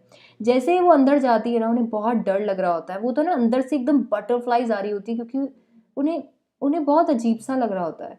सारी चीज़ें जो थी वो सारी चीज़ें अपनी थी, बट वो सारी चीज़ें ऐसे इन्वायरमेंट में थी जो अपना नहीं था। और वो देख के ना उन्हें बहुत दुख होता है। एंटीक्स, सिल्वर्स, हानुका कैंडल्स स्टैंड, पता नहीं क्या क्या चीज़ें, टेबल क्लॉथ, क्रॉकरी, ये सारी चीज़ें उनकी थी। और वो सारी चीज़ों को टच करके उनको वो सारी चीज़ें याद आ रही थी जो उन्होंने अपनी फैमिली के साथ, वो टाइम याद आ रहा था जो अपनी फैमिली के साथ उन्होंने स्पेंड किया था। बट अब वो टाइम वापस नहीं आ सकता, और आखिरकार ये सारी चीज़ें थी तो चीज़ें ही ना, क्योंकि इनके साथ जो आदमी जुड़ा हुआ था वो तो चला गया। And that is the reason वो फाइनली डिसाइड करती हैं कि अब वो वापस नहीं आएंगी। और वो सोचती हैं कि जो भी मेरे साथ हुआ है उसमें से सबसे आसान होगा शायद उनके लिए इस एड्रेस को भुलाना। वो पीछे मुड़ती हैं और उसके बाद में उस एड्रेस को हमेशा के लिए भुला देती हैं। And that is how address भूलकर वो अपनी लाइफ में मूव ऑन करती है। आते हैं हम दूसरे चैप्टर पे, which is Ranga's marriage. Now Ranga's marriage में क्या है? रंगाज मैरिज में हम बात करेंगे हमारे प्यारे रंगा की। नरेटर यहाँ पर हमें सबसे पहले होशाली के बारे में बताते हैं, जो कि एक विलेज है जिसके बड़े चर्चे नहीं हैं, बट चर्चे वो करेंगे। वो बताते हैं कि यहाँ पर रॉ मैंगो कितना यमी है, कितने अच्छे क्रीपर्स हैं, कितनी सारी चीज़ें देखने को मिलेगी। और बोला जैसे गुजिया के अंदर फीलिंग, जैसे समोसे में आलू, वैसे ही मैसूर का होशाली। फिर वो बताते हैं कि मैं तो कहीं और ही चला गया। चलो मैं आपको रंगा के बारे में बताता हूँ। रंगा हमारे अकाउंटेंट के बेटे हैं। 6 महीने से बैंगलोर गए हुए थे, वहां पर पढ़कर वापस आए हैं। अभी लोगों को पता चला है कि 6 महीने बाद रंगा आए हैं, तो लोगों को ऐसा लग रहा है पता नहीं रंगा कैसा हो गए होंगे। जब लोगों ने देखा कि रंगा के वही 2 हाथ, वही 2 पाँव, वही 2 आंखें, वही 2 कान, और रंगा पूरे के पूरे वैसे हैं, तो क्राउड को कुछ मिर्च मसाला नहीं मिला, इसीलिए चले गए। बट हमारे नरेटर अभी भी वहीं थे। नरेटर वहां पे आते हैं उनके पास और रंगा से बात करते हैं। रंगा में बड़ा तमीज है। रंगा झुकते हैं और उनके पैर छूते हैं। जब वो उनके पैर छूते हैं तब ही नरेटर डिसाइड करते हैं कि इसकी तो मैं शादी कराऊंगा। बेचारा नरेटर ऐसे हो जाता है यार। मतलब बेचारा रंगा, सोचो यार, बोलता है इसकी तो मैं शादी कराऊंगा। अभी ये शादी का ख्याल उनके दिमाग में फिक्स होता नहीं है कि दूसरे ही दिन रंगा आ जाते हैं कुछ ऑरेंजेस लेके। उनके घर जब वो कुछ ऑरेंजेस लेके आते हैं तो वो ऐसे बोलते हैं यार कितना अच्छा, इसकी मैं शादी कराऊंगा। तो फिर वो उनसे बात करते हैं। बोले रंगा तुम्हारा शादी को लेके क्या ख्याल है? तो रंगा बोलता है कि मुझे तो शादी करनी ही नहीं है, मैं तो अभी शादी के लिए इंतजार करूंगा। मैं शादी के लिए कुछ इंतजार करने वाला हूँ, और मैं एक मिच्योर लड़की को ढूंढूंगा, मैं अच्छी लव स्टोरी बनाऊंगा ऐसा। अभी यहाँ पर वो सोचते गई भैंस पानी में। अभी मेरे को इसकी शादी करानी थी पर इसको तो शादी ही नहीं करनी है। अब दूसरे दिन रत्ना राव की नीस आती है और वो जो होती है वो वहाँ पे वो इसलिए आती है क्योंकि उनकी मॉम डैड की डेथ हो जाती है और वो अपने अंकल के पास रहने आती हैं। तो जब वो अपने अंकल के पास आती हैं और वो उनसे मिलते हैं, उनकी नीस जो है अ, वो बहुत अच्छा म्यूज़िक प्ले करती है, बहुत अच्छा गाना वो बजाती है, ऐसा बहुत अच्छा गाना वो गाती है। जब वो उनको देखते हैं, तो वो पता है क्या सोचते हैं? इसकी शादी तो मैं रंगा से कराऊँगा। इसीलिए वो बहुत ही खतरनाक प्लानिंग करते हैं। वो वहाँ पर बोलते हैं कि मतलब इसकी रत्ना के घरवालों को बोलते हैं कि ऐसा करना कि मेरे पास कुछ बटर मिल्क पड़ा है, रत्ना को भेज देना, रत्ना लेके चली जाएगी। तो दूसरे दिन रत्ना आती है उनके घर पे, जैसे ही वो घर पे आती है वो बोलती है बेटा जरा कुछ गाना गा के सुनाओ, और चुपके से वो रंगा को भी बुला लेते हैं। रत्ना गाना गा रही होती है और इतने में रंगा वहां आ जाते हैं। रंगा एकदम लट्टू हो जाता है, रंगा देखते हो, oh my God, love at first sight, रंगा इज मेस्मराइज्ड, खो जाता है वो एकदम ऐसे। इतने में जैसे ही रत्ना उसको देखती है वो रुक जाती है, तो रंगा बोलता है मैंने आपकी सिंगिंग रोक दी, मैं यहाँ से चला जाता हूँ। वो बोलता है आपकी सिंगिंग रोक दी, मैं यहाँ से चला जाता हूँ, और वो खिसकता इतना सा भी नहीं है। मतलब वो बोलता है सिर्फ कि मैं चला जाता हूँ, बट वो इतना सा भी शिफ्ट नहीं होता और सिर्फ रत्ना को देख रहा होता है, मतलब इतना बुरा स्टेयर कर रहा होता है। इतने में नरेटर उन्हें देखते हैं और उसकी आंखें ऐसी हो जाती है कि ओ माय गॉड, ये तो मुझे ही देख रहे हैं। शर्मा जाता है वो। इसके बाद में रत्ना चली जाती है। रंगा पूछता है कि ये कौन है? तो बोला कि कोई भी हो, मेरी शादी हो चुकी है, तुम्हें शादी करनी नहीं है, तो फिर क्या फर्क फर्क पड़ता है कि ये कौन है? बोला फिर भी, बोला ये रत्ना है, अच्छा गाना गाती है। बोला पर इसकी शादी हो गई है। और रत्ना ऐसे रंगा ऐसे हो जाता है, इसकी शादी हो गई। वो छन से जो टूटे हुए सपना आ जाता है उसके। पीछे बैकग्राउंड सॉन्ग। अभी थोड़े टाइम में अभी उनको पता चल जाता है ये इमोशन है जिसका इंतजार हमारे नरेटर कर रहे थे। नरेटर गांव के शास्त्री के पास जाते हैं और कुछ प्लान करते हैं और बोलते हैं कि मैं कल रंगा को लेके आऊंगा और तुम्हें ये बोलना है।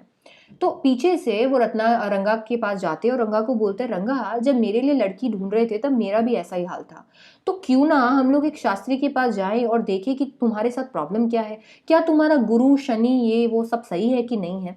तो बोलता है चलो चलो चलो। इसके बाद में वो चलती है उनके साथ में, और जैसे ही वो उनके साथ जाते हैं वहां पे शास्त्री उन्हें बताता है कुछ लड़की का चक्कर है। रंगा ऐसे हो जाता है और फिर वो नरेटर बोलते हैं लड़की का चक्कर है क्या? तो बोला कि लड़की का क्या नाम है? अच्छा यहाँ पर शास्त्री के 50 रुपए काट लेना ओवर एक्टिंग के। लड़की का कुछ ऐसा नाम है जो कि ओशन से जुड़ा हुआ है, कुछ ऐसा जो ओशन से जुड़ा हुआ है। कमला, कमला, पचिचिमस, पचिचिमस, रत्ना, रत्ना, हाँ रत्ना तो हमारे रमा राव की बेटी नीस है। ओ माय गॉड, नरेटर देखते हैं रंगा तुम रत्ना के बारे में सोच रहे थे? रंगा बेचारा शर्मा जाता है और वो बोलता है हाँ मैं यही सोच रहा था, मैं रत्ना के बारे में ही सोच रहा था। तो ऐसा ऐसा वो सोच रहे थे। बोला अच्छा, पर रत्ना की तो शादी हो गई। इतने में वो रास्ते में जा रहे होते हैं और जैसे ही वो रास्ते में जा रहे होते हैं वो उसके बाद में देखते हैं और बोलते हैं मैं 1 मिनट आता हूँ। रत्ना के पास जाते हैं, खुसफुस खुसफुस ऐसे एक्टिंग करते हैं, एक्टिंग करके बोलते हैं अरे रंगा तुमको पता है क्या, रत्ना की तो शादी नहीं हुई है। एंड रंगा इज लाइक दिल गार्डन गार्डन हो जाता है उसका, यार मैं इसी से शादी करूंगा यार अब। वो ऐसे हो जाते हैं। फिर फाइनली उनकी शादी हो जाती है, उनका 3 साल का बेटा होता है। 3 साल के बेटे का नाम भी वो नरेटर के नाम पे ही रखते हैं, श्यामा। और फाइनली रत्ना वापस से प्रेग्नेंट होती है एंड नरेटर उनकी बर्थडे पार्टी में जाते हैं उनके बेटे की और उनको एक छोटू सी रिंग गिफ्ट करते हैं और चैप्टर खत्म, हैप्पी एंडिंग। तो ये देखिए इस तरीके से रंगा की शादी हो गई। तो यहाँ पर मैं आपको फटाफट से बता देती हूँ कि अगर कहीं पर भी जाओ तो किसी के लिए ऑरेंजेस लेके मत जाना। ऐसा हो जाएगा नहीं तो बाद में पता चलेगा कि इससे करनी नीति हो गई। All right, next up we have next chapter which is Albert Einstein. अब हमारे पास कौन कौन से चैप्टर बचे हैं देखते हैं। अभी हमारा एल्बर्ट आइंस्टाइन बचा है, मदर्स डे बचा है और बर्थ बचा है और हम पूरा लिटरेचर ख़त्म कर देंगे। 9:08 हो गए हैं, 7:30 बजे क्लास स्टार्ट की थी, 9:30 बजे तक का टारगेट लेके चल रहे हैं। 3 चैप्टर बचे हैं, 3 चैप्टर तो हम हंसते खेलते कर देंगे और फिर हम थोड़ी सी बात करेंगे, टाटा बाय बाय करेंगे, न्यू ईयर्स ईव के लिए हम लोग दुआएं करेंगे और निकल लेंगे। चलो, ऑल राइटी। एल्बर्ट आइंस्टाइन, आपको पता है एल्बर्ट आइंस्टाइन ने अपना स्कूल छोड़ा था। आपको पता है कि ये क्यों छोड़ा था? एक्चुअली एल्बर्ट आइंस्टाइन के साथ में एक इवेंट हुआ। अभी उनके साथ में क्या हुआ आपको पता है? आपको पता है? आपको पता है? नहीं पता, अब बताती हूँ। तो एल्बर्ट आइंस्टाइन से हिस्ट्री टीचर ने कुछ क्वेश्चन पूछे। एल्बर्ट आइंस्टाइन को ऑब्वियसली वो आए नहीं, क्योंकि आइंस्टाइन ने बोला कि ये भी कोई चीज़ है भाई। बैटल्स हो गए उनका क्या याद रखना? कोई भी ऐसी चीज़ जो बुक में लिखी हुई है उसको याद करके क्या करना है? कुछ ऐसी चीज़ हमें चाहिए जो हमें नहीं पता, जैसे कि मैथ्स, कोई चीज़ का सोल्यूशन हमें चाहिए। हिस्ट्री टीचर बोलते हैं अरे बाबा आइंस्टाइन निकलो, आज आपको पनिशमेंट मिला, आप एक्स्ट्रा पीरियड में रुकोगे। तो बोला वैसे भी तुम्हारा कुछ भला नहीं होगा, प्लीज हमारा भला कर दो, चले जाओ यहाँ से। इतने में वो बोलता है कि मैं भी जाना चाहता हूँ, मैं कौन सा यहाँ रहना चाहता हूँ। ऐसा ऐसा होता है। इसके बाद में पता है क्या होता है? जैसे ये सारी चीज़ होती है, एल्बर्ट घर जा रहे होते हैं। एल्बर्ट बहुत ज़्यादा बुरा फील कर रहे होते हैं। एल्बर्ट पता है क्यों बुरा फील कर रहे होते हैं? इसलिए नहीं क्योंकि उनको आज डांट पड़ी, इसलिए क्योंकि कल उन्हें वापस वहीं जाना है। उन्हें स्कूल बिल्कुल पसंद नहीं है। और जब वो घर जाते हैं तो वो अपने दोस्त यूरी से बोलते हैं कि यार तू क्या करता है, मतलब ना मेरे को तो ये बिल्कुल भी पसंद नहीं है। मेरे को पसंद ही नहीं है कि मैं स्कूल जाऊँ, क्योंकि ये लोग कैसे ट्रीट करते हैं मुझे और क्या पढ़ाते हैं, क्या करते हैं, और मेरी लाइफ इतनी मिजरेबल हो गई है यहाँ पर। क्योंकि आप सोचो, यहाँ पर मैं जहाँ रहता हूँ वहाँ पर ये लैंड लेडी रोज़ की रोज़ चिक चिक चिक चिक चिक चिक करती रहती है। पहले ये अपने बच्चों को मारती है, फिर सैटरडे को आके इसका आदमी पीकर इसको मारता है। कितना वायलेंस है यार, कितना ज़्यादा परेशानी है ऐसा। तो इतना ज़्यादा बुरा उन्हें वहाँ पे लग रहा होता है और इतना ज़्यादा अजीब सा उन्हें लग रहा होता है।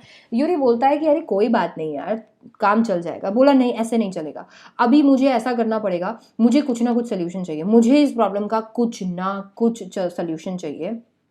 और ऐसा करते हैं, हम लोग एक डॉक्टर को ढूंढते हैं, एक डॉक्टर जो कि ये बोल सके कि मुझे ना नर्वस ब्रेकडाउन हो रहा है और वो नर्वस ब्रेकडाउन मुझे स्कूल की वजह से हो रहा है, इसलिए मुझे स्कूल छोड़ना पड़ेगा। यूरी बोलता है ऐसा डॉक्टर तेरे को कहाँ मिलेगा? बोला मिल जाएगा यार, तू ढूंढ, प्लीज ढूंढ। यूरी फाइनली एक डॉक्टर को ढूंढ के आता है।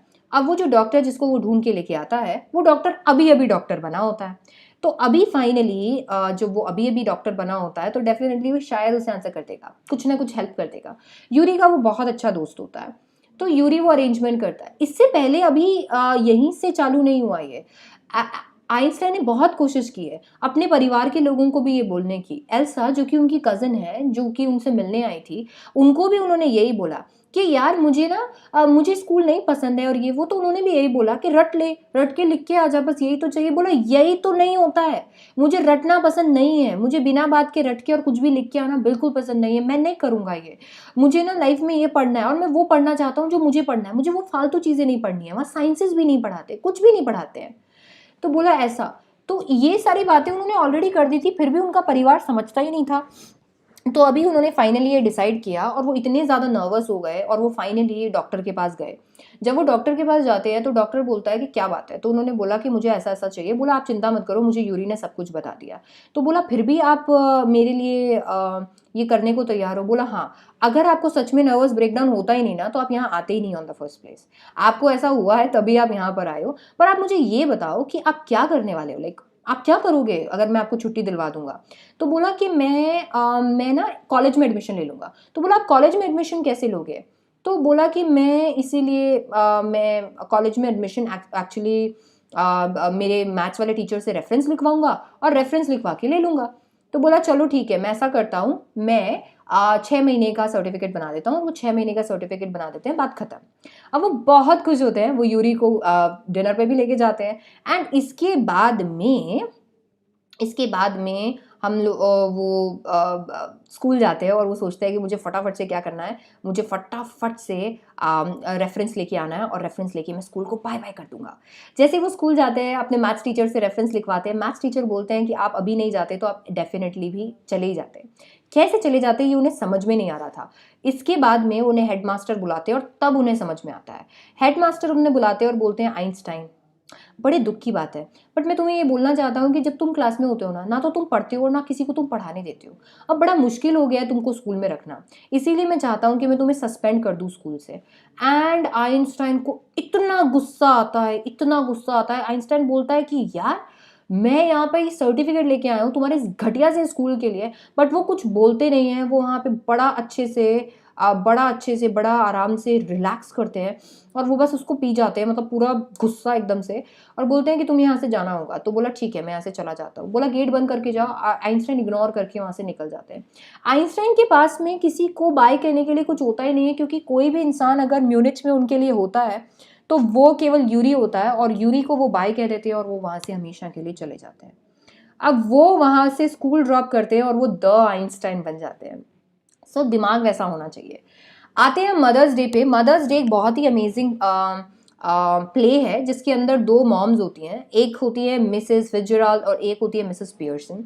मिसेस पियर्सन काफ़ी दुखी हैं क्योंकि उनकी फैमिली उनकी इज्जत नहीं करती है और उनकी फैमिली हमेशा उन्हें टॉर्चर करती है, उन्हें अप्रिशिएट नहीं करती है। एंड दैट्स हाउ उन्हें हमेशा ऐसा लगता रहता है कि वो कुछ कमी, क्योंकि मॉम ना हमारे लिए इतनी सारी चीज़ें करती है, अगर हम उन्हें बैठ के एक बार थैंक यू भी नहीं बोल सकते ना, तो फिर हम क्या कर रहे हैं यार।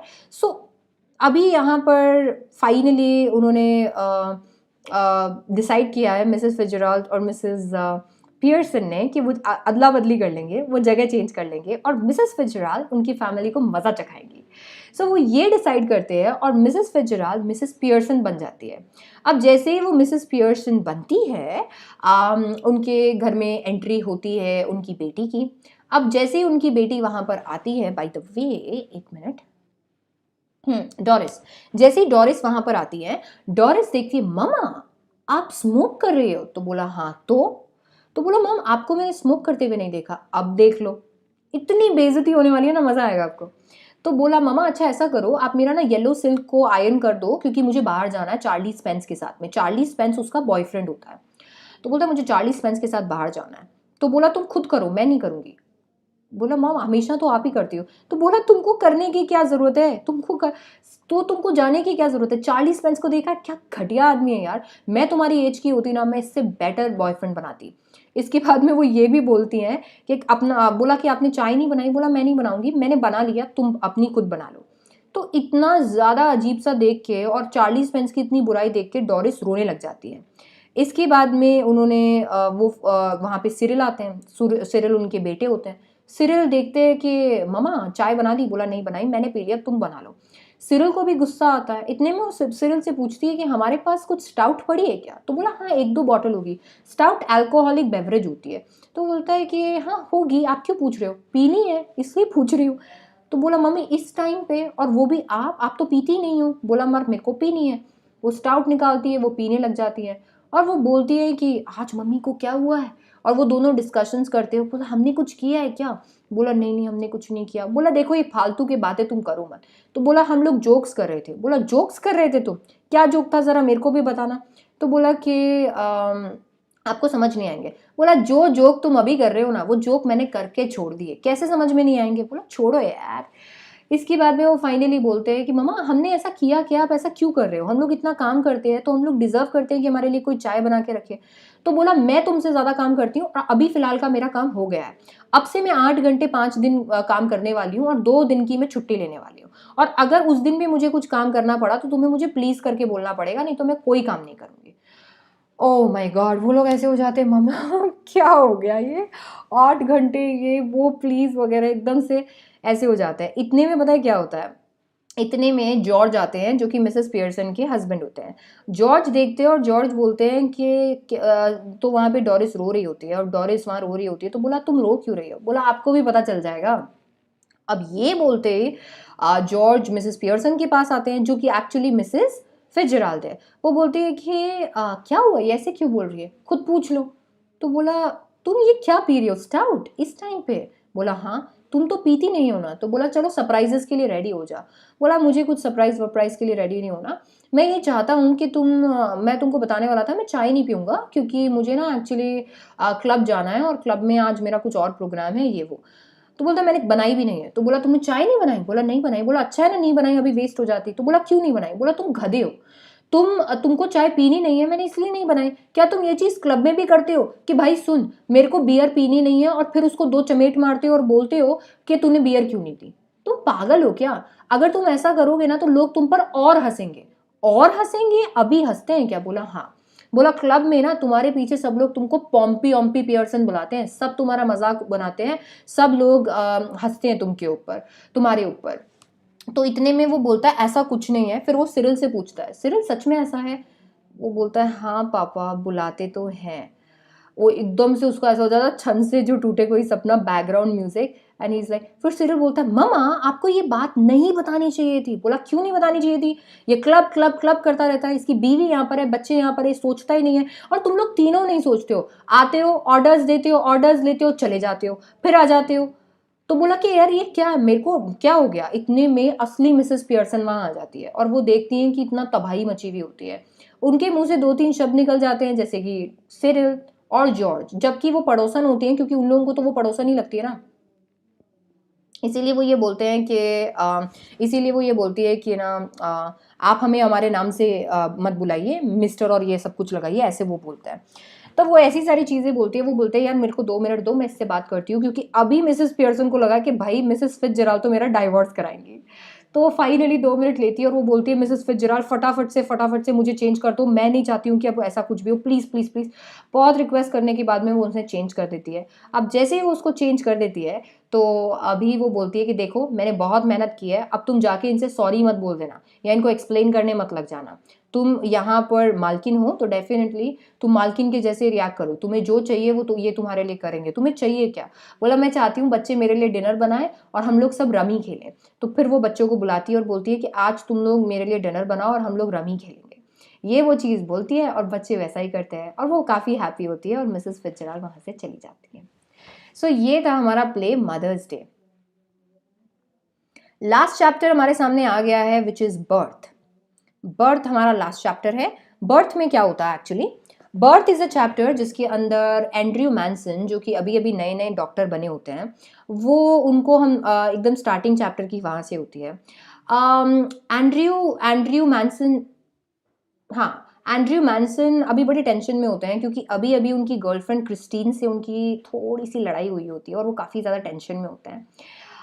इतने में ही जो मॉर्गन जो है वो उन्हें बुलाते हैं और मतलब वो वहाँ पहुँचते हैं। तो जो मॉर्गन बोलते हैं यार मैं तुम्हारा इंतज़ार कर रहा था, मेरी वाइफ जो है सुजैन मॉर्गन वो तुम्हारा इंतज़ार कर रही थी क्योंकि वो लेबर में है और लेबर में है, वो प्रेग्नेंट थी। तो बोला कि ठीक है मैं जाता हूँ।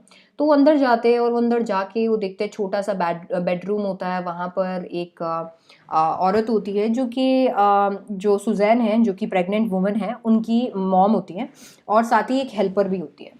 तो वो देखते हैं कि अभी तो काफ़ी टाइम है, अभी कुछ नहीं हो सकता, लेबर में अभी होने में थोड़ा टाइम है, मतलब सारी चीज़ें। तो वो नीचे चले जाते हैं। अब वहाँ पर वो जो ग्रैंड मॉम होती हैं, मतलब वो जो बूढ़ी आंटी होती हैं, वो सोचती है कि कहीं ये भाग ना जाए। तो वो बोलते हैं मैं तुम्हारे लिए चाय बनाती हूँ। चाय पीते पीते वो फायर में देख रहे होते हैं और उन्हें ना बहुत सारे मैरिजेस के बारे में ख्याल आ रहा होता है, बहुत सारे मैरिजेस के बारे में सोच रहे होते हैं, फेल्ड मैरिजेस, अच्छी मैरिजेस। वो क्रिस्टीन के बारे में ही सोचते हैं। वो इतना ज़्यादा प्यार करते हैं क्रिस्टीन से, या वो इतना ज़्यादा सोच रहे होते हैं क्रिस्टीन के बारे में कि उन्हें ना पता ही नहीं चलता कि वो कहाँ पर है। और बाद में जब वो आंटी उन्हें आवाज़ लगाती है तब उन्हें रियलाइज़ होता है कि वो कहाँ पर है। फाइनली वो ऊपर जाते हैं और ऊपर जाके वो अपना प्रोसेस स्टार्ट करते हैं। जब वो ऊपर जाते हैं तो सुजैन बोलती है कि अगर बेबी को एनेस्थेसिया देने से नुकसान है तो प्लीज़ मुझे एनेस्थेसिया भी मत दो। मतलब मम्मी कितनी अच्छी होती है यार, हमारे लिए वो इतना सोचती है कि हमें दर्द ना हो, इसीलिए वो खुद दर्द ले लेती है।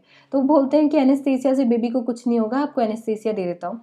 फाइनली वो एनेस्थेसिया दे देता है उनको एंड पूरा ऑपरेशन सारी चीज़ें स्टार्ट होती है। बेबी बाहर आता है पर बेबी अलाइव नहीं होता।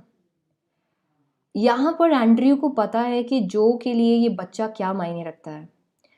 वहाँ पर सुजैन की मम्मी के लिए ये बच्चा क्या मायने रखता है, सुजैन के लिए ये बच्चा क्या मायने रखता है। और वो बच्चा, मतलब वो बच्चा अलाइव नहीं है, एंड्रयू को बहुत बुरा लगता है। एंड्रयू को लगता है अब मैं क्या करूं, बट एंड्रयू को सबसे पहले सुजैन को देखना होता है। वो सुजैन जो कि आधी मर चुकी होती है, वहाँ पर वो उसको ट्रीट करता है, उसकी पल्स वापस लाने के लिए कुछ सिरिंजेस वहाँ पे यूज़ करता है, कुछ इंजेक्शंस लगाता है, एंड वापस से वो लाइफ में आ जाती है। इसके बाद में वो जाता है और वो देखता है कि जो नर्स है वहाँ पर, वो नर्स पता है क्या करती है, उस बेबी को एक न्यूज़पेपर में रख के और बेड के नीचे डाल देती है, क्योंकि उन्हें लगता है बेबी तो मर गया।